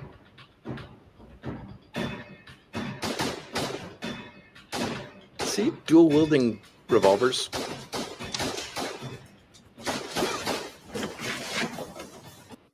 Yes, that is what that looks like.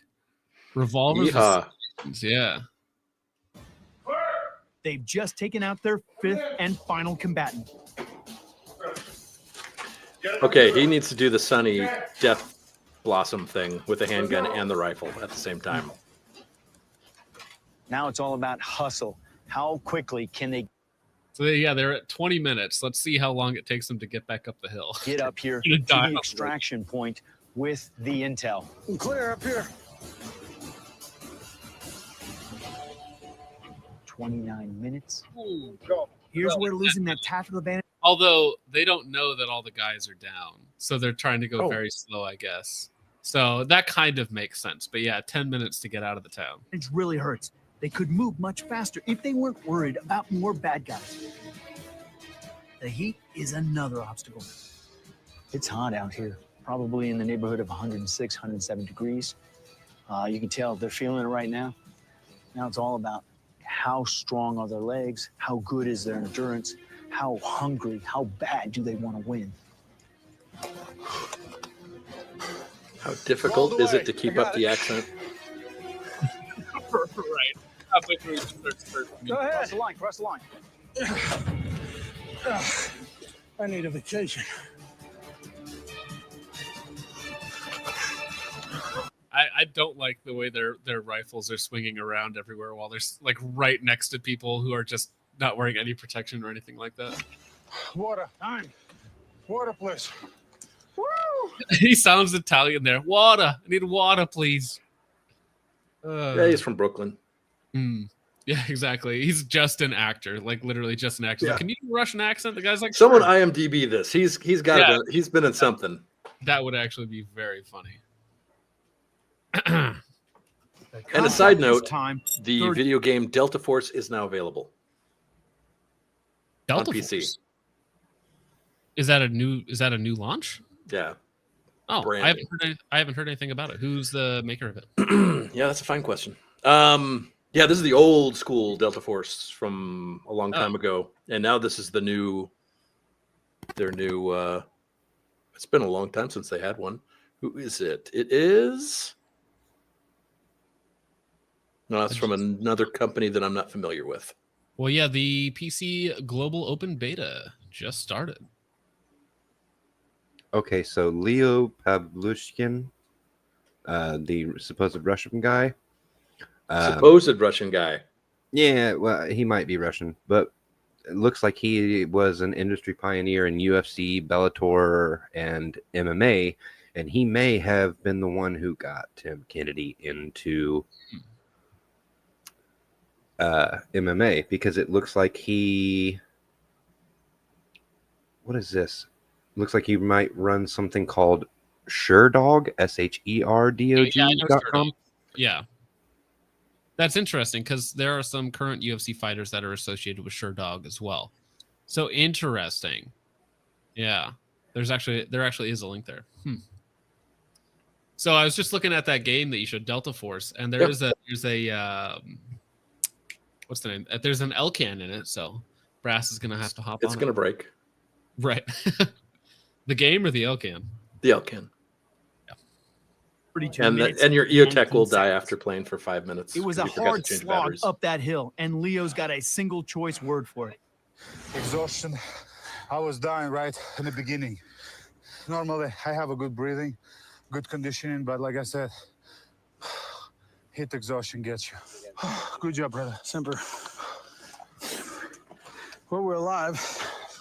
Got that going for us. The contractors have been second in every event that we've shot with them. I think it's been demonstrated in the past 10 years exactly what we can do, what our capabilities are. It's the final round. Whoever wins here wins the Ultimate Soldier Challenge. We've sent home 2 tough competitors.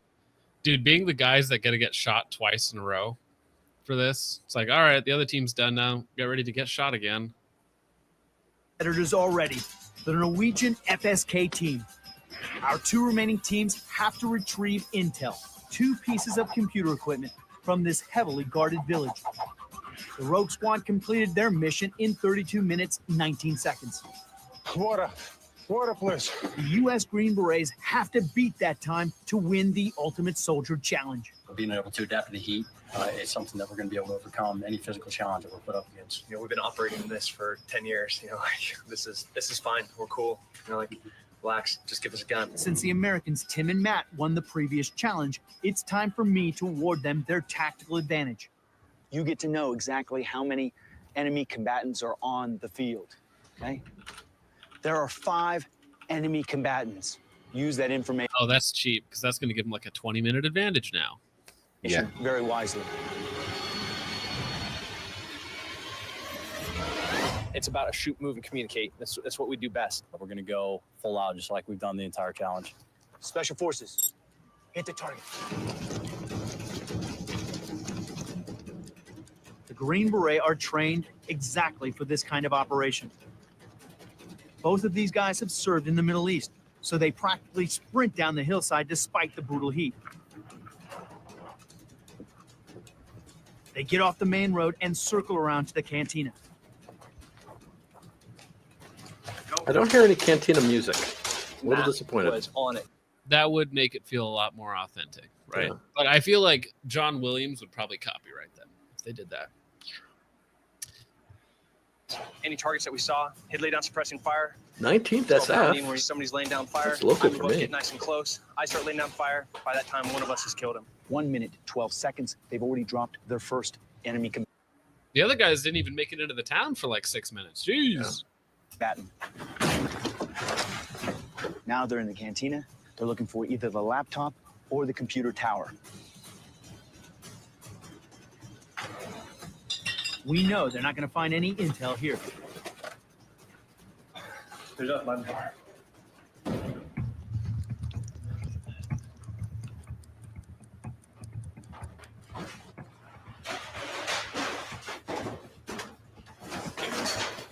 Got a doll that says you're in the wrong place. That would make sense. Now it's on to the second target, the church. Unlike the contractors, the Green Beret are staying much more tactical, taking back alleys and staying quiet. Right inside the door on the left. Just like last time, there's an armed bad guy waiting behind the door, and another one in the back. Another akimbo. Move up to the wall. Go. So one looked like a semi-auto. Yeah, those look like handguns, but The revolvers is the only way that they could get this ammunition to run reliably. There might be some truth to that. No, if you watch on the cleaner version, that's a little bit. This particular one is a little rough to begin with from the beginning. yes, it's like 320p was the max I could download it in. Yeah, it was very rough, but I was hoping that this one was the one you were going to go for because it makes it all the better. Right, yes, the low quality. Yeah, that makes it that much more fun. But if you watch in the higher quality version, you can see the guys, the Op Force AKs are going down left and right. They are manually cycling each round. Yeah. Ready, go. Funny story. I remember in the pandemic, like 2020, once it started, there was like the only thing that you could actually buy for a decent price was like these boxes of like plastic training ammo. And so I remember people buying like thousands of these, right? For like 15 to 20 cents a round for like 7.60 by 39. And then it was like just a couple weeks later, people talking about how they just didn't run whatsoever and how it was such a waste of money. It's like, yeah, there's a reason it's still that cheap. There's a reason nobody else has bought that up yet. Surprise, violence to action. You know, that's what we're always trying to achieve. And I think that's what we demonstrated. We shot, we moved, and we communicated. 4 They definitely minutes, have the 12 speed part. seconds. They've engaged the secondary target. On the backside of the building, Tim finds another entrance. Matt and I have never met, but putting us together, we just work flawlessly together. I think you can do that with any special forces operator. You stick us together, you know, and we both know what each other's going to do. Throw a grenade. Remember, they're firing simmunitions. And a torso shot is a kill.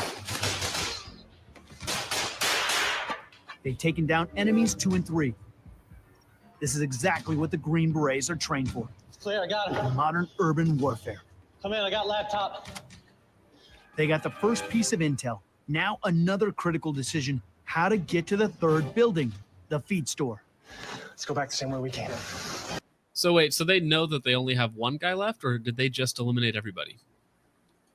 They knew how many they had going into it, so they know that they had 2. And didn't they eliminate 2 before, or is there still just one guy up? I think there's still one left. William McDuff, no, for $9.99 he says, I just spilled a whole Dr. Pepper in my truck. 1, that's awful because it's in your truck.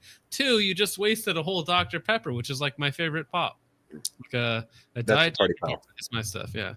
Sorry, man, that's awful. I remember one day I went into work at this job that I hated right after college.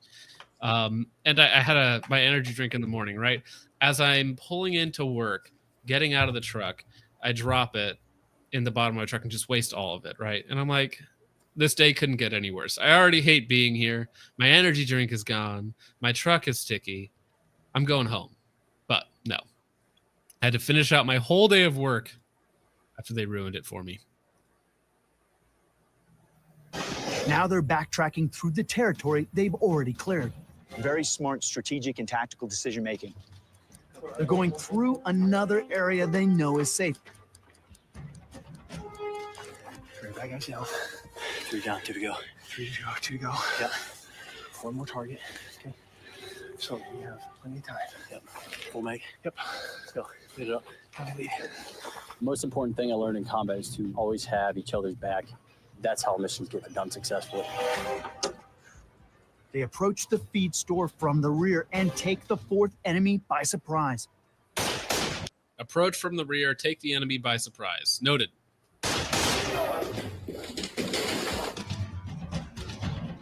It's just the one akimbo guy left. 1 gun for each of them. They take out the 5th and final combatant. That's 2 down. We're good. That's 5 guys, right? Yes, we're good. This is where that tactical advantage is absolutely invaluable. They know they completely eliminated all the threats. Now they can race up that hill without wasting critical time looking. Sorry, Nick says, in 2011, I shit my pants at a Taco Bell located in a mall food court. Full-scale blowout. Turns out I needed to have my gallbladder removed. That is an awful way to find out you need surgery. Yikes. Yeah, Cokeman says, if you're from the South, everything is Coke. That is correct. I have heard that statement many times. Like, okay, I'll have a Coke. What type of Coke? Oh, Dr. Pepper. It's like, that's not a Coke, but all right. Fair enough. Looking out for enemy. The triple-digit heat and carrying all that gear is causing Matt's body temperature to climb.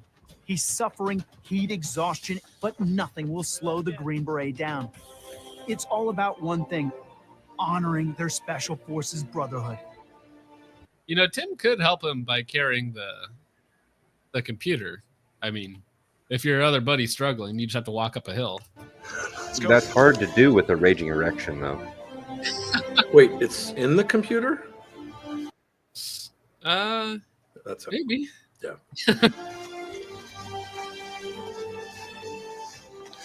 Outstanding. Great work, guys. Great work. Put your gear down. The Green Beret finish in 12 minutes, 50 seconds. Oh, geez. There you go. Only 3 times as fast. Yeah. All right, Special Forces.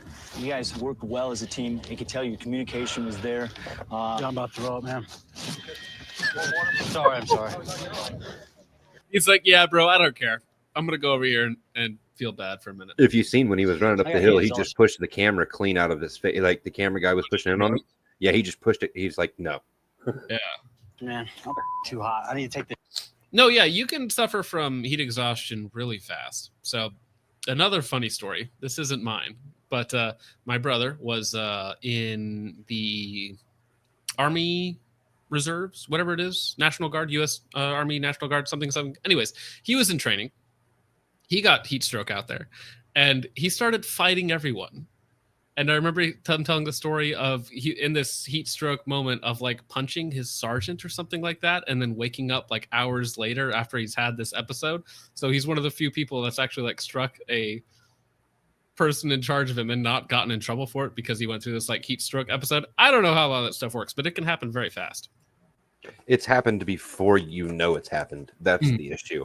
It's happened to me twice that I know of, and before I even knew what was happening, I was getting tunnel vision and blacking out. It was very, very scary because you don't even realize what's going on, and then you're out. Get off right now. Water, please. Water, please. Matt, want some water down the back of your neck? Yep. Whew. The production stops. All eyes turn. Was the cameraman like underneath his legs for that shot? He was. Yep. Whew. The production stops. All eyes turn to Matt. It was a dangerous moment. You can feel heat stroke and heat exhaustion right when it's happening. I felt hyperventilation and just my core temperature, I knew it was very, very high. For this Green Beret and any soldier, personal well-being is always second to the ultimate goal, victory. I knew I wasn't going to stop. There was no question I wasn't going to stop the event. If we had to go 10 more miles, I would have kept going. There's no chance I would have stopped. When Matt finally finished, he get back to business. Gentlemen, great job. I think that both teams gave it the very best. Contractors, your final time was 32 minutes and 19 seconds. Special Forces, your time was 12 minutes and 50 seconds. Excellent work. Special Forces, you have won the ultimate soul. USA, USA, woohoo! As somebody said earlier, yeah, I love the USA propaganda. But that was kind of fun. I'd never seen that episode before. I'm glad you enjoyed it. Yeah. But I did find the Tim Kennedy versus CrossFit video. Oh. With a timestamp. So we can look at that. The shooting challenge, here we go. The shooting challenge is just like a minute long, like 5 minutes long. All right, but before we get to that, Andrew Vachon for $1.99 says 80s flashback. They're can't talk. 80s flashback. They are commies, so not really white. It's true. It's true. Well, that's why the targets in the back were red. Andrew Vachon for $1.99 says no safety rounds. Gay canoes for days. Andrew Vachon again for $9.99 says, oh yeah, love me some propaganda. USA, USA. Jonathan Velez for $2 says reserves are federal funding. Guard is state. Yes, I believe he was Guard because this was back when we were in Washington State. So that would have been the Guard. Okay. Now, for those of you who don't know, this is apparently, I haven't seen this either. This is Tim Kennedy challenges this gentleman, this CrossFit competitor, who's supposedly like, fittest guy or whatnot, challenges Tim Kennedy to a series of different challenges. So you have the fitness challenge, which Tim is, of course, let me see, Tim is very fit, good shape, UFC fighter, all that sort of stuff. You have the grappling, which is like, of course, jiu-jitsu or something like that, wrestling, all that sort of fun stuff. And then the last section, which Tim apparently loses, is the shooting challenge, which is against a untrained CrossFit guy. Now, I believe he has shot and whatnot. This wasn't his first time shooting, but Tim does apparently lose in the element where he should be the best versus this other guy. It also, calling him CrossFit guy might be underselling his abilities a little bit. He's also a brown belt in jiu-jitsu. He's not your average CrossFitter. Right. Well, that's why they're kind of a good mix together, right? Tim is very fit. He's also a very good fighter. Theoretically, he's supposed to be a good shooter as well. And you have a CrossFit guy, very high level of fitness. And theoretically, he's not on TRT or any of that. Well, that's funny you mention it. CrossFit is a very dirty sport, has been for a long time. UFC pre-USADA, which is when Tim Kennedy would have been in, also a very dirty sport. Yes. Oh, I mean, TRT versus TRT. And I would not. I mean, Tim Kennedy's probably 45, 50 now, and he's still in great shape. So I would imagine that he is on some sort of TRT. Although for people that have done a lot of damage to their bodies over the years, like that's pretty normal. Yeah. Right now, we're at the Staccato Ranch, and we're about to throw down on the shooting portion. So for me, I'm shooting. I want to rotate that gun, hit that button. So I'm moving. I shoot, tag out, tag. I trust this guy. I hate the John Wick style reloads that people do now, where you have to just flick the handgun for some reason. That's only necessary if it ever sticks. So I'm moving. I shoot, tag out, tag in. As I'm moving. Oh, we're getting instruction. That's how this is working. Wait, Tim, you're not allowed to be out here.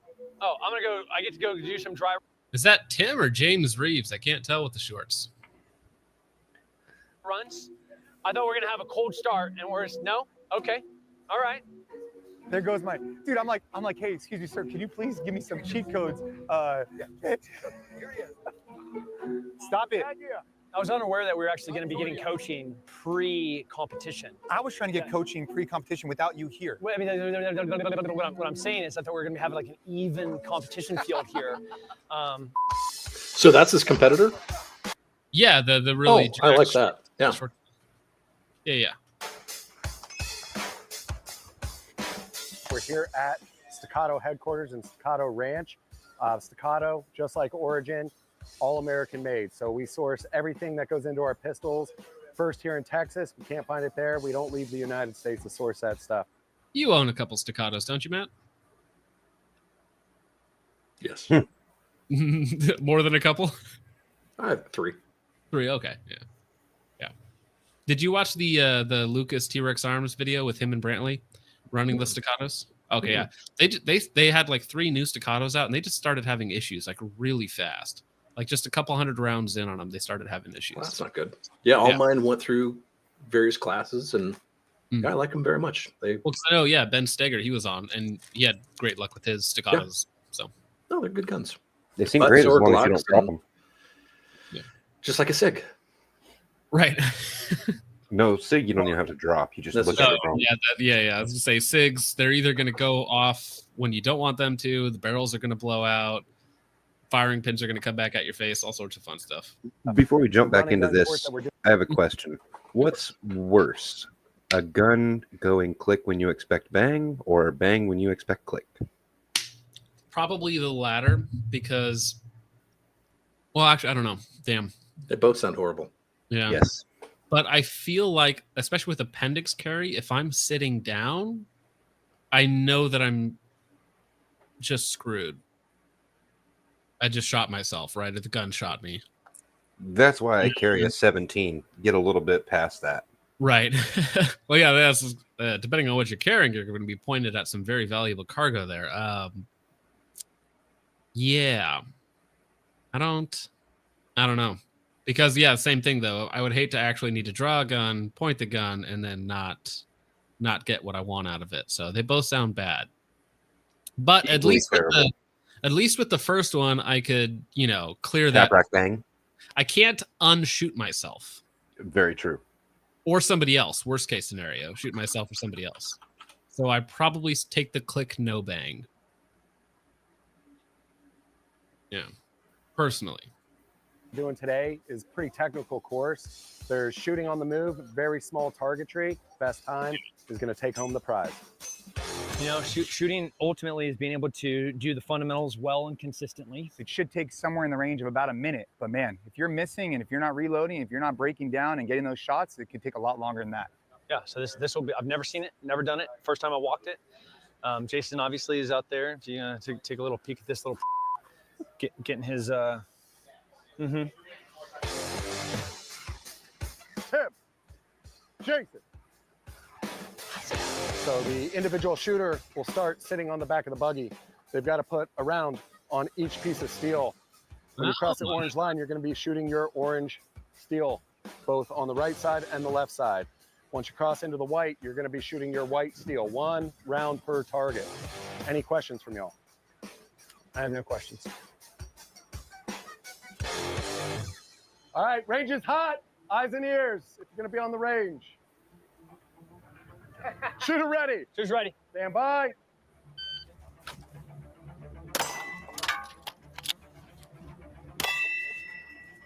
That's actually a really fast malfunction. Yeah, I was going to say right off the bat he had a malfunction. That's not good.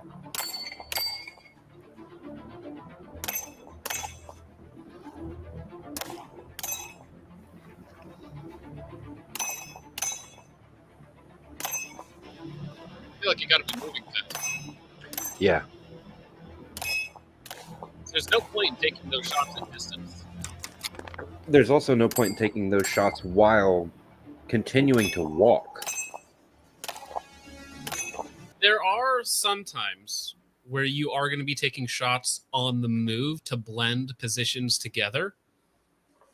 Specifically your entrance and exit and stuff like that, because you can, especially at a very high level, you're basically never going to stop moving. Like if you watch like a JJ Rakaza training course or anything else like that you can find on YouTube, these guys shoot while moving all of the time.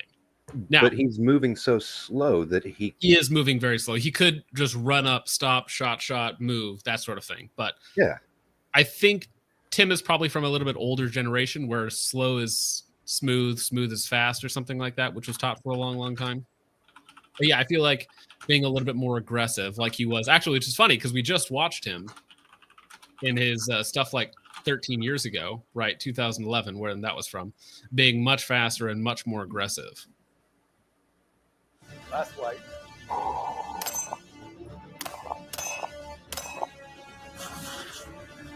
Okay.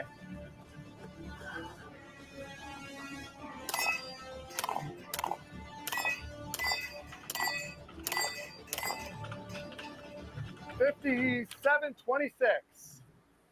How'd that first run feel, Tim? Oh, you get 2 runs on it. Okay, that's cool. Because at least then you get a makeup at the end. Because I think normally the second guy might have a little advantage, especially if neither of you has done it before. If I read it correctly, they take the Rangers. best of both runs. Mm-hmm. Hot. Shooter ready. Stand by.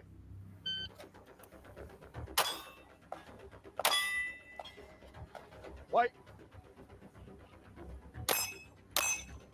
Orange to red.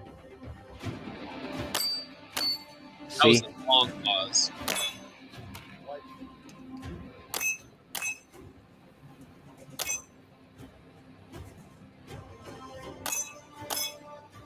Oh, he's having a good run.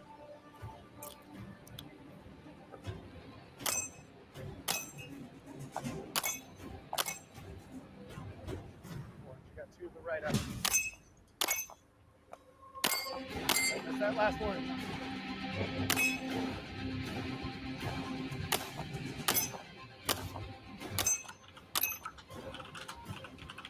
There we go. This is a good run. Ooh, he got robbed. That first one 5, bounced. 6, 5, 4. Dude, he almost pointed that back 5, Yeah. 6, 5, range for 4. a second there. I went about as good as it can get for me. Yeah, that was really good. I don't think I can do anything better. I don't know. That was awesome. Jason just shot a 5, 6, 5, 4. That was a really, really clean run.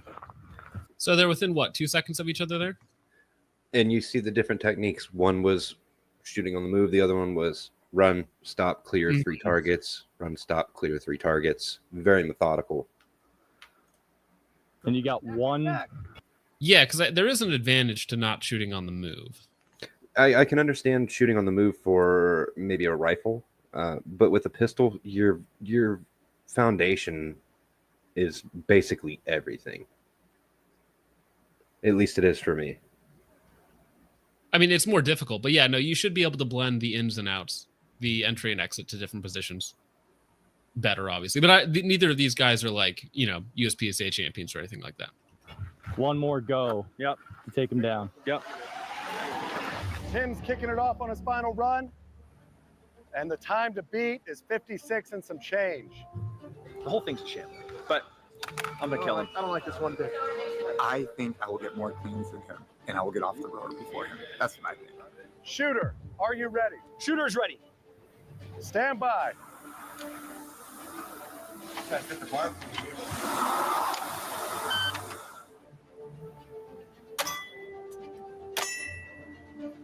White.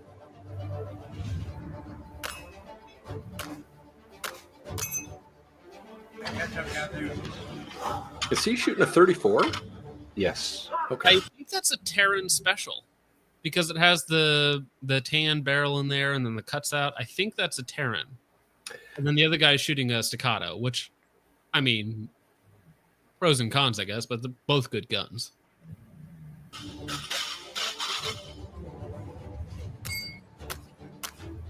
Uh-oh. Fuck. Hey. Wow. Oh, whoa, you were right. It did. He shoots one way into the berm. He has a not an what do you classify that when you pull a shot when you don't mean to? Fuck. Hey. Did you see that? How he's bringing the gun back up. Fuck. Hey. Right there, and he like breaks the shot very close to himself. Zings one out into the berm. Yeah. Fuck. Right there. Look at that.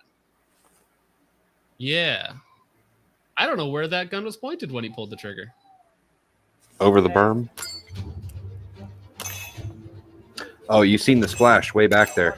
I did your weights. I did your row. And for 10 minutes, I need 5 submissions or 5 positions in which I would be able to kill Jason. Let's go, let's fight, let's go. And now we have a winner for this contest. Oh, hey, GSP. Yeah. GSP is one of the GOATs of the UFC. I think 29-2 was his final record, and he avenged both of his 2 losses. Very, very talented young man. And his 2 losses were very classy as well. Correct. Well, there was one where he got caught. Oiling up. Right. The one where he got caught and finished. And then he had one controversial win at the end of his career to Johnny. Trying to remember. But yeah, like one of his last wins before he retired and then came back to be the double champ against Michael Bisping. Yeah, good job. Got one right. Reload.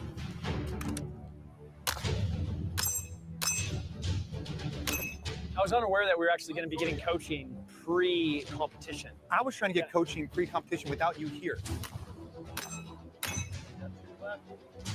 Yeah, he's moving really slow. I don't think he's getting any benefit out of the walking slowly. Just run fast, slow down. Yeah. Bisping and Johnny Hendricks. That's the one. Yeah.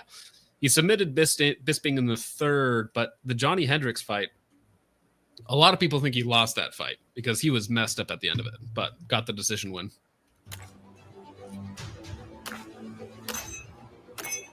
Currently in the lead. Tim's on his last run. Let's see what happens.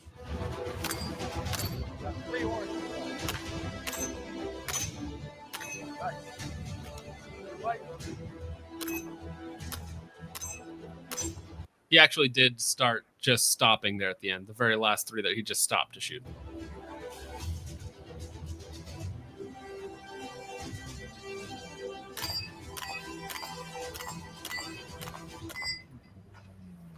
See, he runs them clean when almost clean. 6126. Oh, Jason with the win! No. What was that? 61? No way. No way. So he went slower.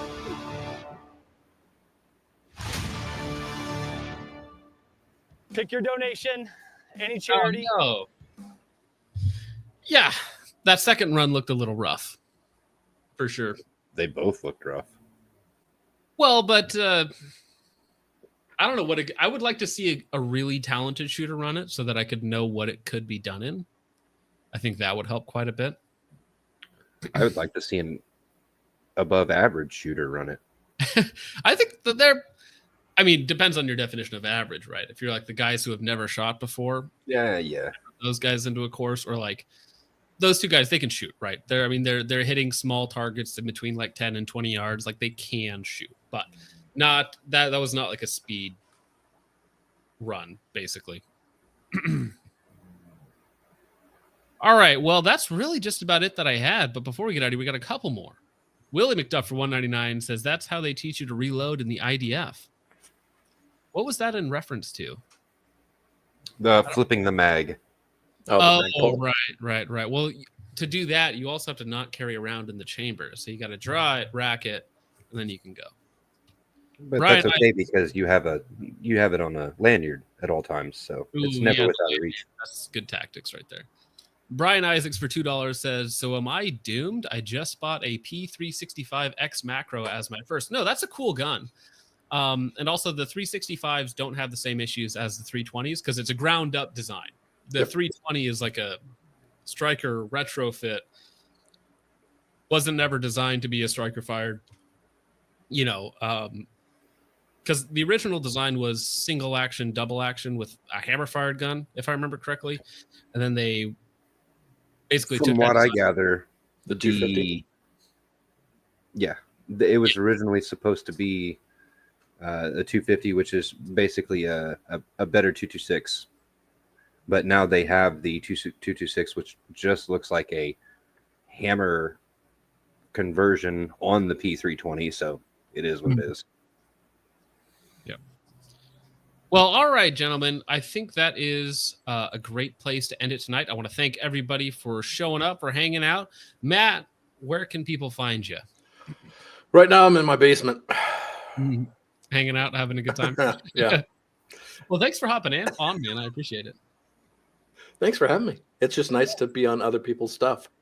Yeah, you just get to show up, hang out, just watch enjoy nonsense, some Tim Kennedy stuff without actually talking about Tim Kennedy drama that's going on. It's great. You can just review an old episode of TV.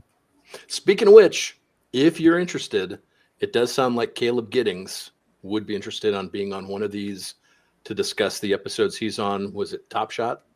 Yeah, Top Shot would be fun because actually we could probably get Top Shot Dustin on as well. Get a competitor. And what did that gentleman do? He worked on the show as like Caleb was one of the shooters.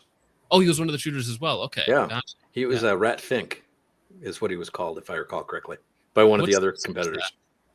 What season was that? Do you remember? I don't remember.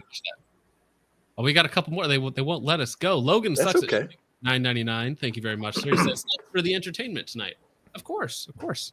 Kind of last minute, because again, I was originally supposed to be talking to Orion, but as all women do, his wife made plans for him.